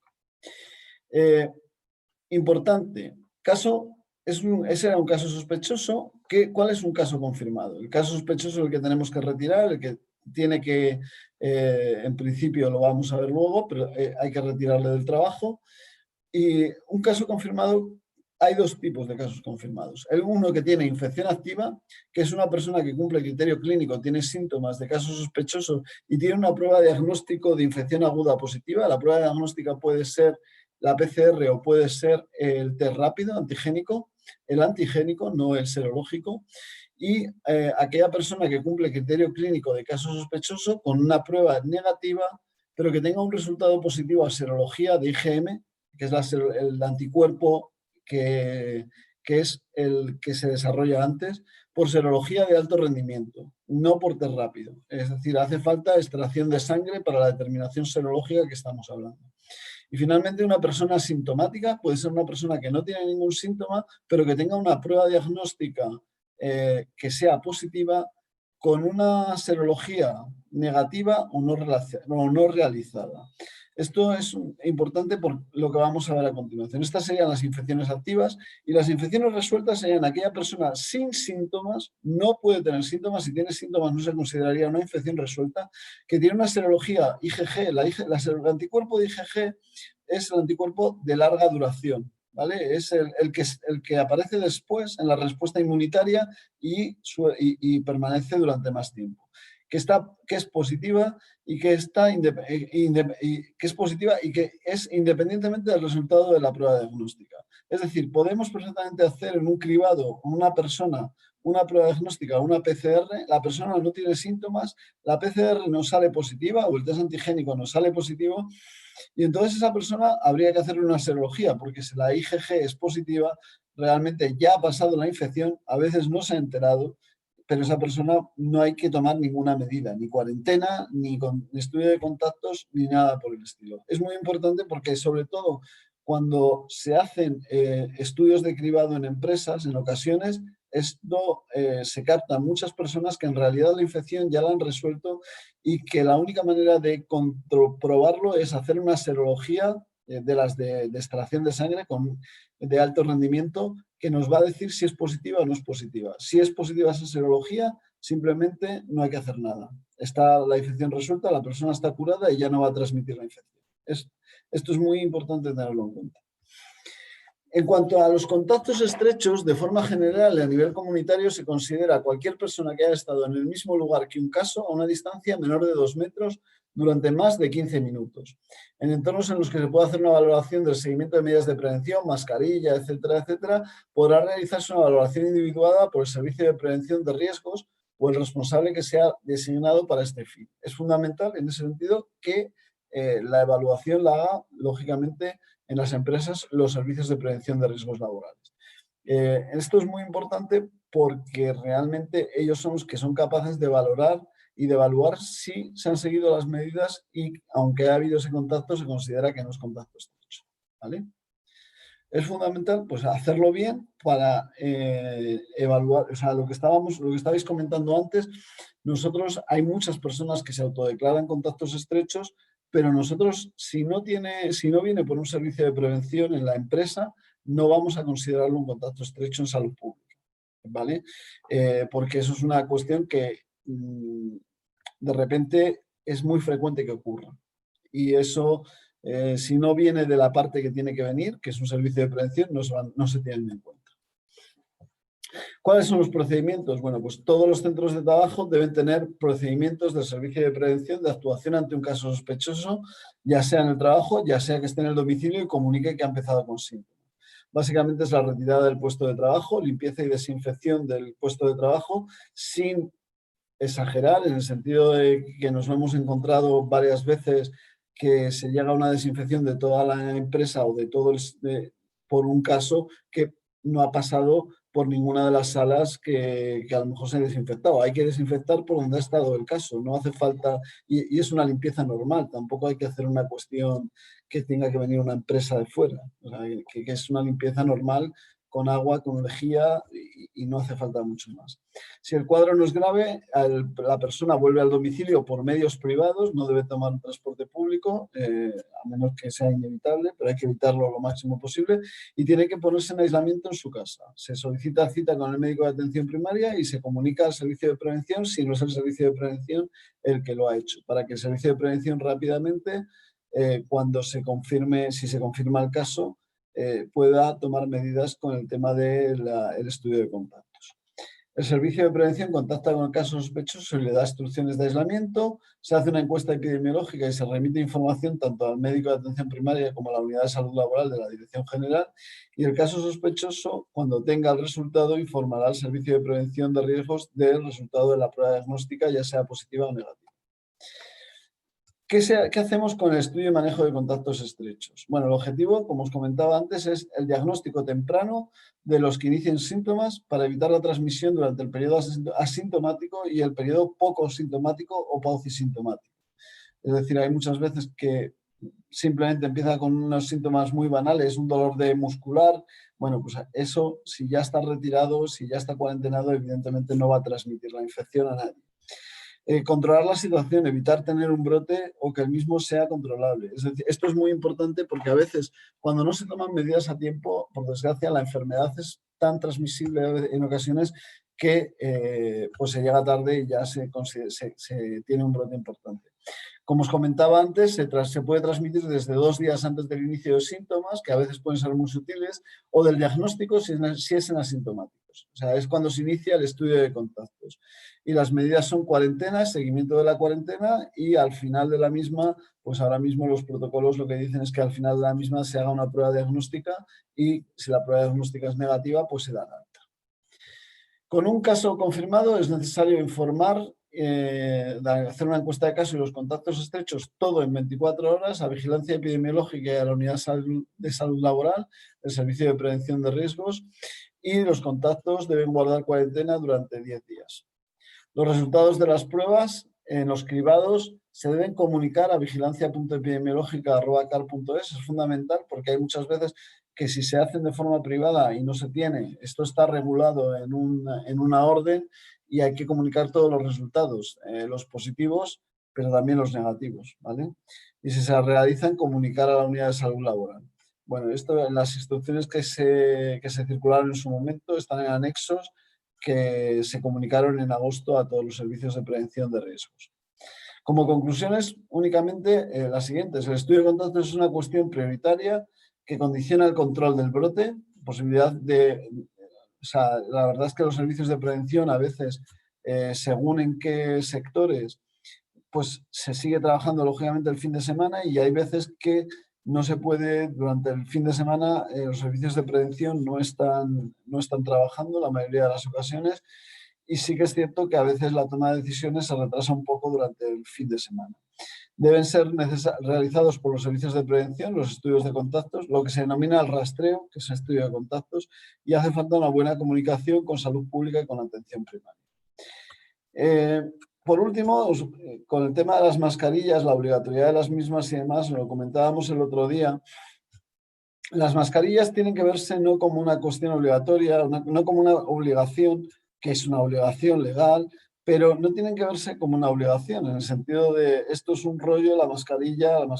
Y todos hemos pasado lo que habéis comentado, porque hemos estado por la calle a 40 grados con la mascarilla y sabemos lo que es. En ese sentido, lo único bueno que va a tener el otoño y el invierno es que precisamente la mascarilla no va a molestar tanto en ningún sitio, porque ya no molesta tanto como molestaba en el mes de agosto. Pero bueno, es uno de los estudios que han sido publicados con el tema de las mascarillas, de los más significativos. Es un estudio que se ha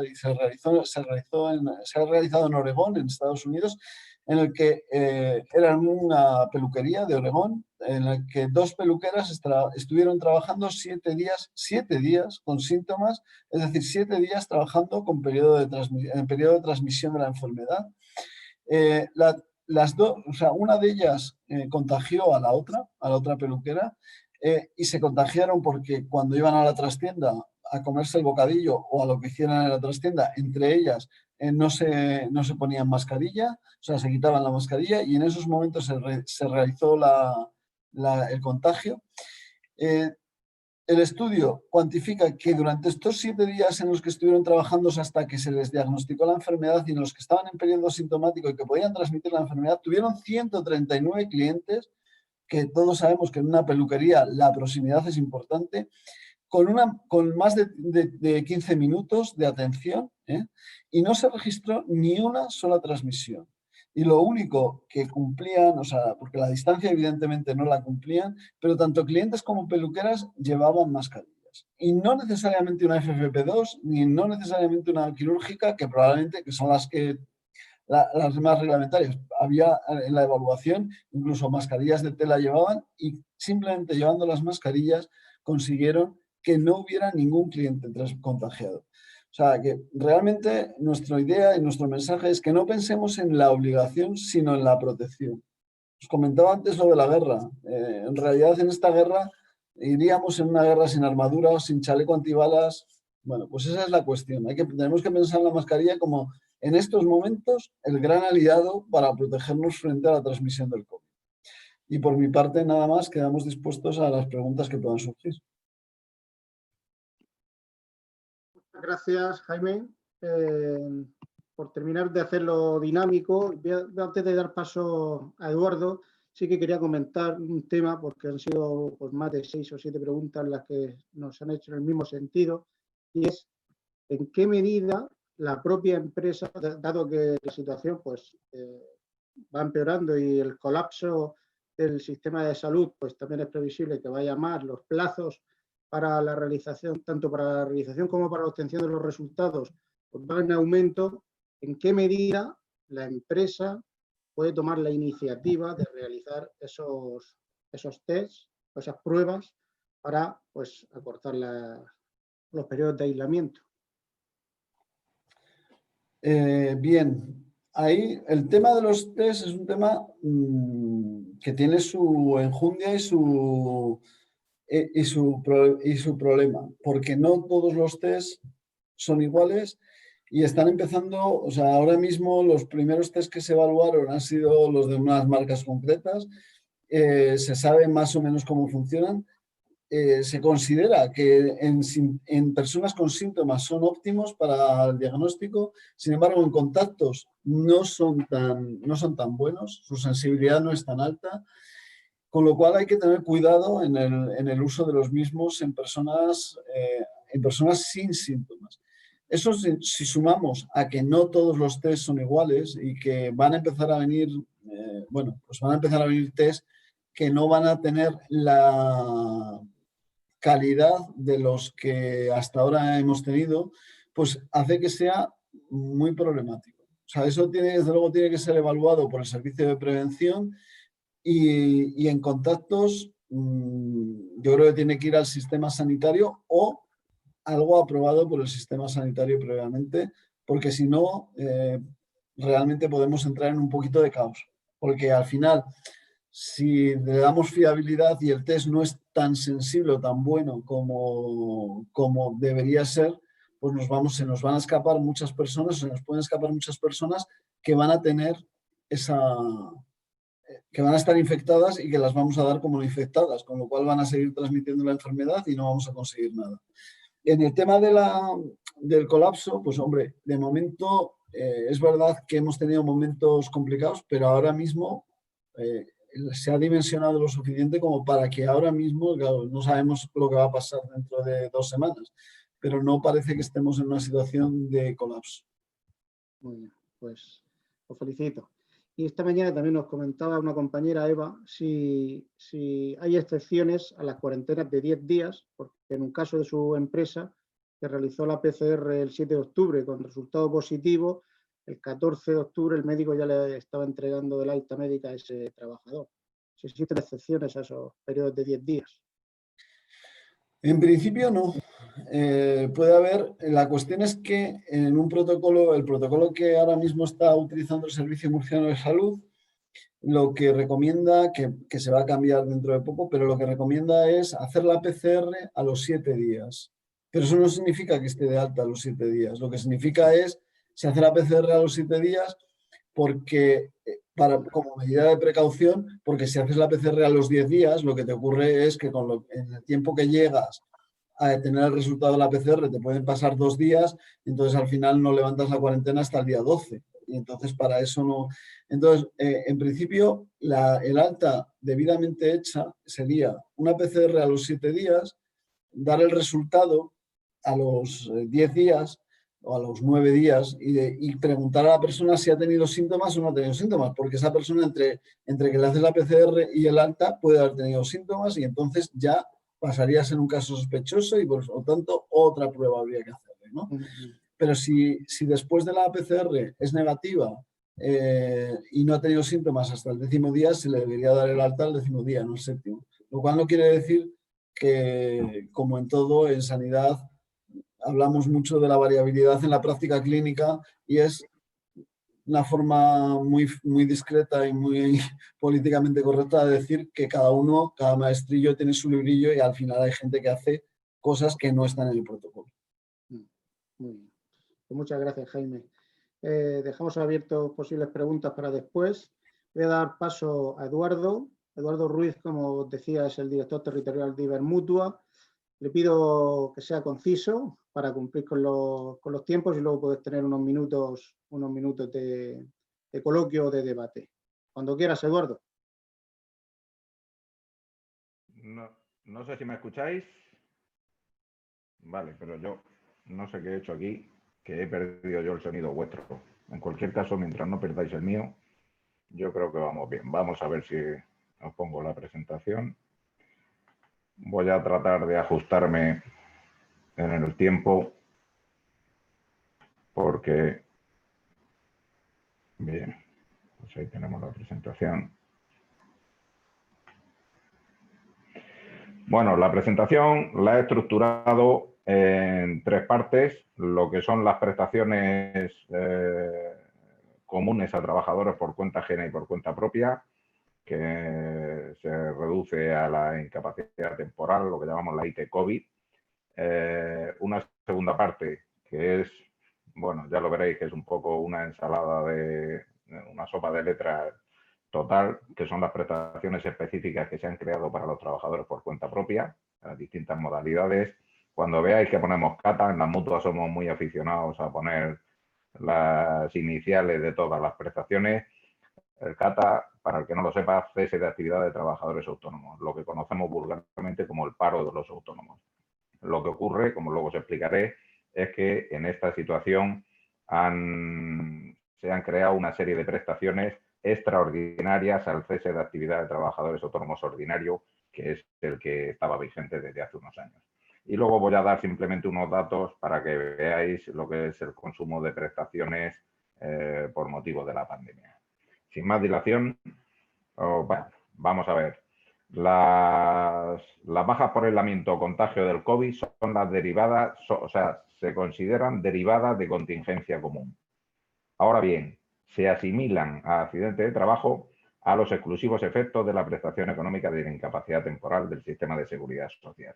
Esto viene recogido en el artículo 5 del Real Decreto Ley 6/2020 de 10 de marzo. Sabéis, y si no sabéis os lo cuento yo, que la incapacidad temporal puede ser por contingencia común, es decir, que engloba tanto la enfermedad común como el accidente no laboral, o por contingencia profesional, que engloba tanto la baja por accidente de trabajo como por enfermedad profesional. Ambas bajas tienen unos requisitos distintos. Las de contingencia común, sabéis que los primeros días no se cobran, hay otros días que se paga el empresario y luego también varía la base reguladora, que unos días se pagan al 60% de la base reguladora y otros al 75%. Además hay una carencia de 180 días de alta en los últimos 5 años para tener derecho a acceder a esa prestación. En la contingencia profesional no es así, se paga desde el día siguiente a la baja, no se requiere ningún periodo de carencia de ningún tipo y además lo paga todo la mutua o la entidad gestora si es que estuviera asociado al INS o al Instituto Social de la Marina y se paga al 75% de la base reguladora. En este caso, como digo, son bajas de comunes, pero que se asimilan a efectos exclusivos de la prestación a la baja por contingencia profesional. Son emitidas, por tanto, como bajas de comunes que son, por los médicos del Servicio Público de Salud. Solo hay una excepción, que es que sí son bajas consideradas de contingencia profesional, ahora de momento por accidente de trabajo, pero hay una petición de los médicos de que se considere enfermedad profesional, que son precisamente las bajas de los facultativos y del personal, vamos, de los facultativos, no solo de los facultativos, del personal sanitario y sociosanitario, es decir, el de las residencias de ancianos y tal, para que se considere enfermedad profesional. Os digo que eso es lo que piden. Actualmente se considera accidente de trabajo siempre y cuando se haya producido en el centro de trabajo y en el desarrollo de su actividad como sanitario o sociosanitario. Las bajas se emiten por contingencia común, es decir, la emiten los médicos del sistema público, se emiten por contingencia común y lo que se produce en el INS, en la entidad gestora, es un cambio automático en función del diagnóstico que las transforma en accidente de trabajo al objeto de que sean abonadas por la mutua como si se tratara de accidente de trabajo. Las bajas no tienen por qué emitirse en papel. Habrá algunas que se emitan en papel, pero en muchos casos no llegarán en papel, que eso, hablando a empresario como me encuentro, es importante que se sepa. Los asesores ya han vivido en sus carnes y la mayoría de las empresas, que muchas veces, oye, no viene el trabajador, pero no tengo el parte de baja, como es costumbre, que siempre se emite en papel antes de la pandemia.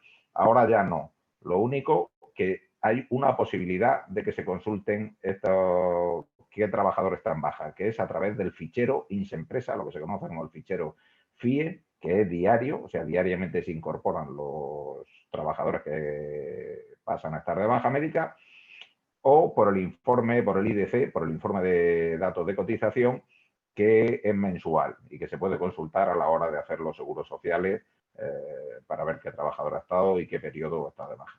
Cualquier incidencia se resuelve a través del buzón Acredita, que es el buzón de relación con la Seguridad Social.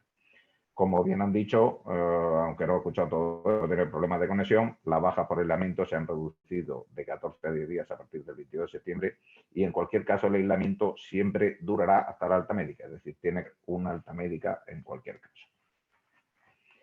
Aquí es donde empieza la sopa de letras. Aquí, espera que me tapa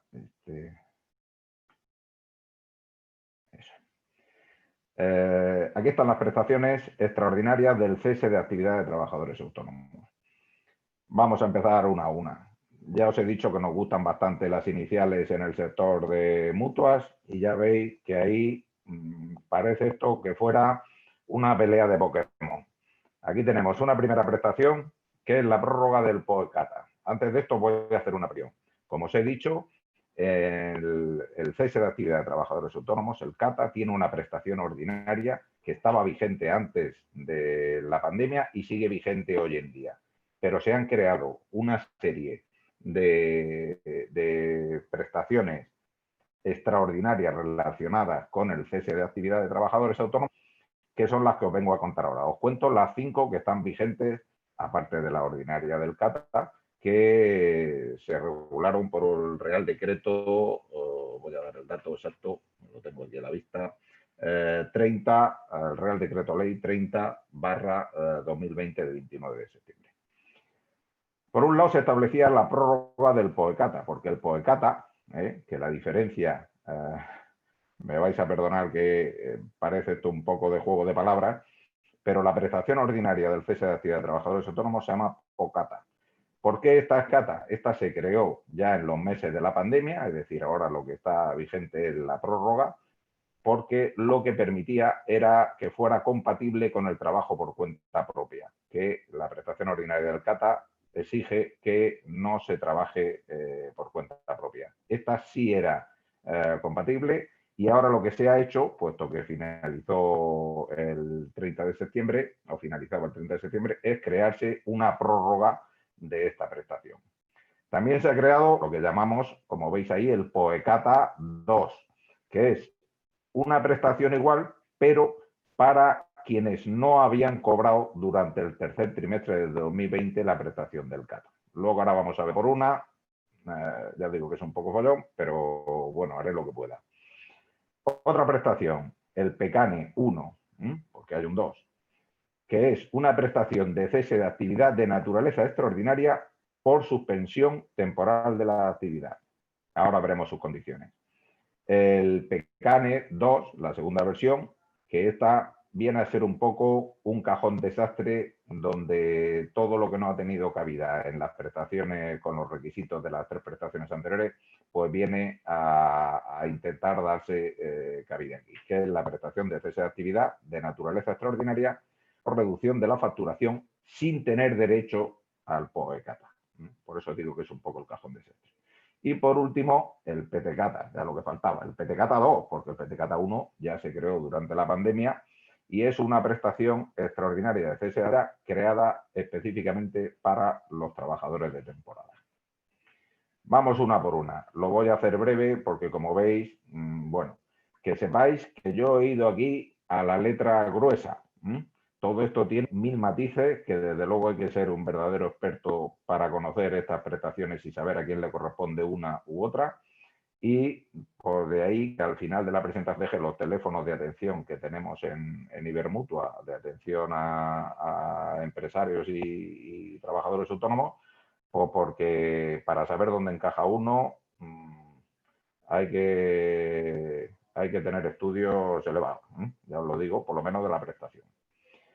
¿Qué requisitos tiene esta prestación? Pues haber percibido, puesto que es una prórroga del POECATA, haberlo percibido hasta 30 de septiembre, que es cuando finalizó el POECATA tal cual se creó. Y, evidentemente, mantener los requisitos en el cuarto trimestre, parece lógico. La cuantía, el 70% de la base reguladora, y esperaros que me tapo yo aquí mismo. Voy a coger si no mis apuntes porque me tapo con la propia pantalla. El 70% la base reguladora, y si hubiera pluriactividad, es decir, se trabaja para otros regímenes, es decir, para el régimen general, será prestación del 50% de la base mínima. ¿Con qué es incompatible? Con el trabajo por cuenta ajena, la pluriactividad, si los ingresos superan unos límites. Es decir, se cobra el 50% si hay pluriactividad y no se pasan de límites. Si se pasan de esos límites, es incompatible. Esta prestación se le ha establecido una duración hasta 31 de enero del año que viene. Y no lleva aparejada exención de cuotas. Ahora bien, la mutua, cuando abona la prestación, también abona la cotización por contingencia común, que es una prestación que está regulada ya para el CATA ordinario, y aquí se mantiene, es decir, se abona la parte correspondiente a contingencia común. Saltamos al POECATA 2.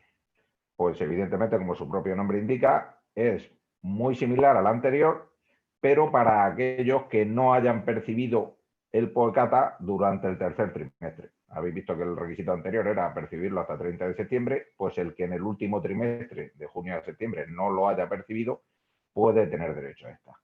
La tiene que haber percibido hasta 30 del 6, pues tiene los requisitos típicos que se hacen para las prestaciones, de requisitos de afiliación, alta, carencia, estar al corriente en las cuotas, y además tiene que haberse producido una reducción de facturación del 75% al menos en el cuarto trimestre de 2020. Estamos hablando que el cuarto trimestre lo hemos empezado antes de ayer, con lo cual pensar que es una prestación que tú pides ahora y que tienes que cumplir los requisitos, pues de ahí vienen todas las madre mías que todas estas prestaciones traerán, de que uno tiene que hablar, está hablando de futuro y cómo va a saber si va a cumplir o no va a cumplir cuando los requisitos son tan estrictos. Pero bueno, eso llegará, tampoco vamos a anticiparnos. ¿Cuál es la cuantía? El 70% de la base reguladora, como en la prestación anterior, porque ya decimos que es una prórroga de ella, y si hay una pluriactividad, la base mínima. Incompatibilidad con lo mismo que en la prestación anterior. La misma acción hasta 31 de enero y la exención de cuotas exactamente la misma. No tiene exención, pero la mutua abona la cotización como si fuera de una prestación de CATA ordinario. Entramos en el PECANE, que es cuando se suspende la actividad. ¿Qué exige la prestación? Pues evidentemente que haya una suspensión de la actividad por una resolución de la autoridad competente. Se exige afiliación y en alta 30 días antes de la resolución para evitar picarescas y evidentemente estar al corriente en el pago de las cuotas. ¿Cuál es la cuantía? Pues es el 50% de la base mínima, pero que se incrementa en un 20% si es familia numerosa. Ahora bien, se decrece al 40% cada uno si hay varios miembros de la unidad familiar que tienen derecho a esa prestación. ¿Cuáles son las incompatibilidades? Pues tanto el trabajo por cuenta ajena, salvo que los ingresos sean inferiores a 1,25 veces el salario interprofesional, la ejecución de cualquier otra actividad por cuenta propia, los rendimientos de la sociedad afectada. Pensemos que no tiene sentido que uno esté cobrando una prestación por el dejar de y que al mismo tiempo esté obteniendo rendimientos de la sociedad. Y con otras prestaciones de seguridad social. ¿Qué duración tiene? Mientras dure el cese. Eso sí, es por meses completos. Siempre finalizará el último día del mes en el que se decrete que ya no hay cese de la actividad. Es decir, si es un día 15, pues hasta el 30 de ese mes, o 31, o 28, si fuera febrero, se cobra esta prestación. Y sí lleva aparejada una exención de cuotas. El PECANE2, que es un poco continuidad del anterior y que de alguna forma lo que pretende es dar cobijo a todo el que no vaya a cobrar por algún otro motivo. Pues exige estar dado de alta y al corriente en el pago de cuotas antes del 1 de abril, estas cosas siempre para evitar la picaresca de que alguien se dé de alta ahora con el ánimo de lucrar prestaciones de seguridad social, no tener derecho al cese de actividad de trabajadores autónomos es decir, el ordinario, ni al POECATA por no tener carencia de 12 meses, que los ingresos del cuarto trimestre no superen el salario mínimo interprofesional y que tenga una reducción de ingresos en el cuarto trimestre del 51% del 50%, perdón, sobre el primer trimestre. ¿Cuál es la cuantía de esta prestación? El 50% de la base mínima y lo mismo que hemos dicho de la anterior. Si hay varios miembros de la unidad familiar, solo el 40% cada uno. Incompatibilidades, el trabajo por cuenta ajena, otra actividad por cuenta propia, rendimiento de la sociedad afectada y otras prestaciones de seguridad social. Viene a ser igual. Esta prestación sí que tiene una duración máxima de 4 meses y lleva aparejada igualmente que la otra una exención de cuotas. Y por último, la que os he dicho que iba enfocada a los trabajadores autónomos de temporada, pues requiere todo lo que va enfocado a que sea un trabajador de temporada para que no se cuele aquí el que no deba. Haber estado en alta y cotizado al RETA, al régimen especial de trabajadores autónomos, 4 meses de junio a diciembre del 18 y del 19, no haber estado en alta por cuenta ajena más de 120 días entre 1 de julio del 18 y 31 de julio del 20, es decir, en los últimos 2 años y un mes, no haber desarrollado actividad ni haber estado alta desde 1 de marzo hasta 31 de mayo, porque si no podría tener derecho a otras prestaciones, que los ingresos en 2020 no superen los 23.275 euros y que, por supuesto, se halle al corriente de cotización. ¿Cuál es la cuantía? El 70% de la base mínima. Incompatible, por supuesto, con el trabajo por cuenta ajena, con otra actividad por cuenta propia, rendimientos de la sociedad afectada u otras prestaciones de seguridad social. Máximo 4 meses y exención de cuotas también lleva aparejada.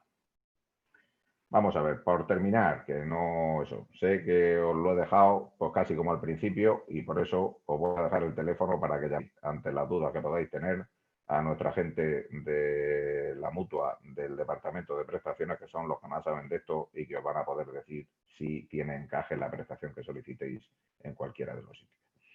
La factura de la pandemia. Fijaros, esto lo publicaban el otro día en un periódico, en La Información, tomando una fuente de la Seguridad Social. Fijaros, esas son las distintas prestaciones por exoneración de cuotas como prestación o como exoneración por los ERTE o lo que pone ahí temporal, que es incapacidad temporal.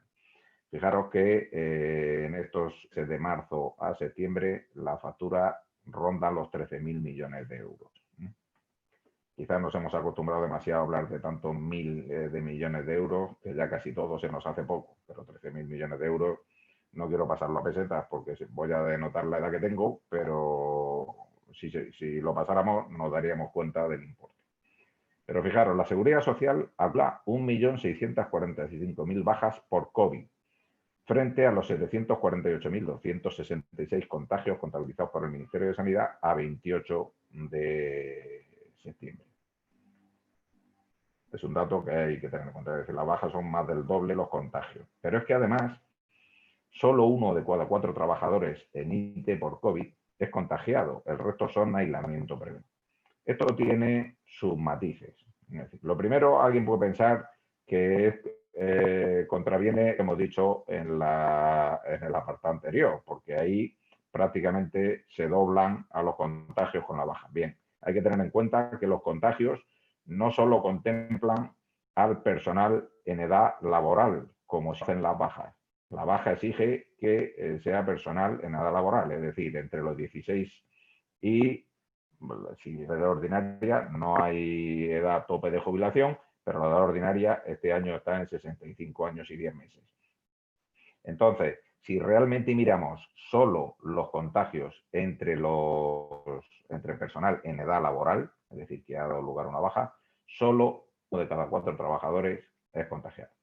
Os decía que tiene un poco de trampa, vamos a decir, tiene matices, y es porque también es cierto que en los primeros tiempos de la pandemia no se hizo pruebas PCR confirmadas, que es lo que hacen que a alguien se le dé por confirmado como contagiado, y en los primeros meses pues, no se hacían tantas pruebas, con lo cual hay muchos que seguro contagio que quedaron simplemente como baja por COVID sin dar fe de que tuvo ese contagio. Fijaros mirando el cuadro anterior que la incapacidad temporal, que es la parte de la barra más oscura, es la única de las prestaciones que sube en estos últimos meses. Como veis, hay un descenso importante en todas las prestaciones de la Seguridad Social, pero en cambio está subiendo mucho la factura de la incapacidad temporal. Es un dato a tener ahí presente. ¿Qué ocurre? Que es lo último que quiero decir esta tarde aquí. Y es que efectivamente toda pandemia, lógicamente, es decir, no es una crítica, es una consecuencia lógica, está provocando retraso en las consultas y en los tratamientos derivados de que están todos los facultativos y todos los medios sanitarios volcados en el COVID. ¿Qué ocurre? Que, por ejemplo, si contamos los procesos de más de 365 días que teníamos en julio del 2019 y en julio del 2020, se han incrementado más de un 26%. Es decir, esa es una consecuencia directa de la pandemia, no es que sea querido por nadie y menos por los facultativos y el personal sanitario que está haciendo un trabajo encomiable, pero que efectivamente pues tenemos que ser conscientes que lo que nuestro negocio se basa en pagar prestaciones, somos parte de la Seguridad Social y así lo asumimos, pues efectivamente se ha visto muy incrementado el gasto por este motivo. No me extiendo más, gracias por su atención y como he prometido, aquí dejo los teléfonos de ayuda, si no a cualquier teléfono de la Mutua, de allí se lo daremos, donde le diremos exactamente qué prestación puede tener encaje, porque como habéis visto someramente, hay que ser un verdadero especialista para saber dónde tiene uno la posibilidad de cobrar la prestación. Muchas gracias, Eduardo. La verdad que sí que es un galimatías tanta cifra y tanta sigla.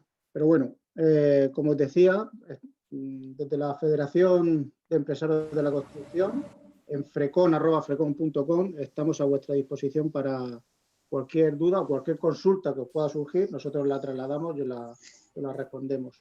Una cuestión que venía para Eduardo, nos preguntan, ¿escuchas, Eduardo? Sí, yo no sé si me escucháis a mí. Sí, hay trabajadores de baja por prevención, dado que se consideran grupo de riesgo, pero no han contraído el COVID. Se asemeja a una baja habitual por enfermedad y de ese modo, al cumplir 6 meses de baja, la Mutua sería la responsable de pagar la cotización.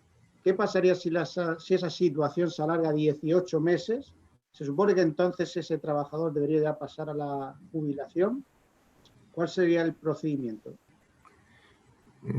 Bueno, por empezar por el final, a la jubilación nunca. Si se extiende más de 12 meses, lo que se escapa es al control de la Mutua, porque pasa a estar ya dependiente del INS, que será el que tiene la facultad de dar el alta o dar una prórroga de incapacidad temporal más allá de los 12 meses. Lo que se escapa es al control. Pero a jubilación nunca. En todo caso, podría pasar. Creo que se quiere referir a una invalidez permanente, pero eso siempre y cuando haya propuesta de invalidez permanente, que no parece que vaya a cuadrar mucho con un tema de sensibilidad al COVID, es decir, que sea personal sensible, no lo incapacita para trabajar a futuro, lo puede incapacitar durante un tiempo porque no puede prestar ese trabajo mientras esté la pandemia vigente, pero la pandemia antes o después yo creo que se terminará y efectivamente ese trabajador podrá reincorporarse a su puesto. Muy bien. Y otra pregunta que iba dirigida a ti es que, dada la asimilación de las bajas médicas por COVID a las bajas por accidente de trabajo, ¿corresponde a la empresa abonar el complemento del 25% regulado en el convenio colectivo al trabajador que cause baja por ese motivo? Pues otra es la pregunta del millón. Es decir, yo de hecho me vais a permitir que solo dé mi opinión por lo que te voy a decir inicialmente. Eso no es una prestación de seguridad social, es una mejora de convenio. Por tanto, se escapa a lo que viene a ser competencia de las mutuas o del sistema de seguridad social y por tanto aquí solo voy a dar una opinión porque no tenemos autoridad sobre esa materia. Yo creo que del texto del propio del propio artículo 5 que regulaba del Real Decreto Ley 6/2020, que regulaba este tema, queda claro lo que he dicho yo de la asimilación de la baja, y os lo voy a leer literalmente para que cada uno saque sus conclusiones. Habla de que al objeto de proteger la salud pública se considerarán con carácter excepcional situación asimilada al accidente de trabajo exclusivamente para la prestación económica de incapacidad temporal del sistema de seguridad social aquellos periodos de aislamiento, contagio, ya sigue con eso.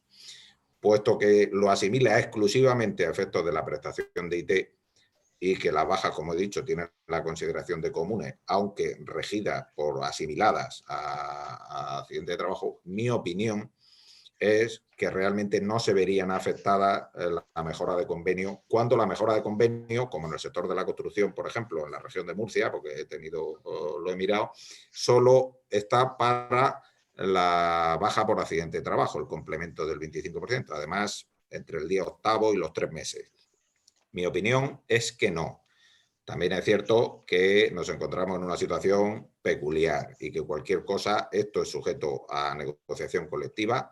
Yo lo primero que haría, si alguien me pidiera consejo, es que lo elevara a la comisión mixta de seguimiento de su convenio y que allí le resolvieran con acuerdo de la comisión paritaria, que dijeran si corresponde o no corresponde. En mi opinión es que con la literalidad de la ley no correspondería, pero también es cierto que esto al final lo tendría que dirimir en su caso un juzgado y ahí cada uno puede argumentar en defensa lo que estime conveniente. Muy bien, gracias Eduardo. No sé si queréis comentar algún tema, os ha quedado algo en el tintero que queráis compartir. José Antonio creo que ya se ha tenido que ausentar, de manera que si queréis comentar algo para finalizar, para cerrar. ¿Nada? Bueno, pues agradeceros a los tres, agradecer también a José Antonio, que como digo, ha tenido que ausentarse, y agradecer a todos los que han participado en este Diálogos FRECOM, en el que hemos abordado un tema de actualidad como es el COVID y todas sus implicaciones, tanto legales, de salud, de prevención, etcétera, y en el que pues intentamos dar respuesta a lo que son las inquietudes que día a día nos trasladan todos nuestros asociados. Volver a emplazaros a un nuevo encuentro en el que podamos analizar temas de actualidad.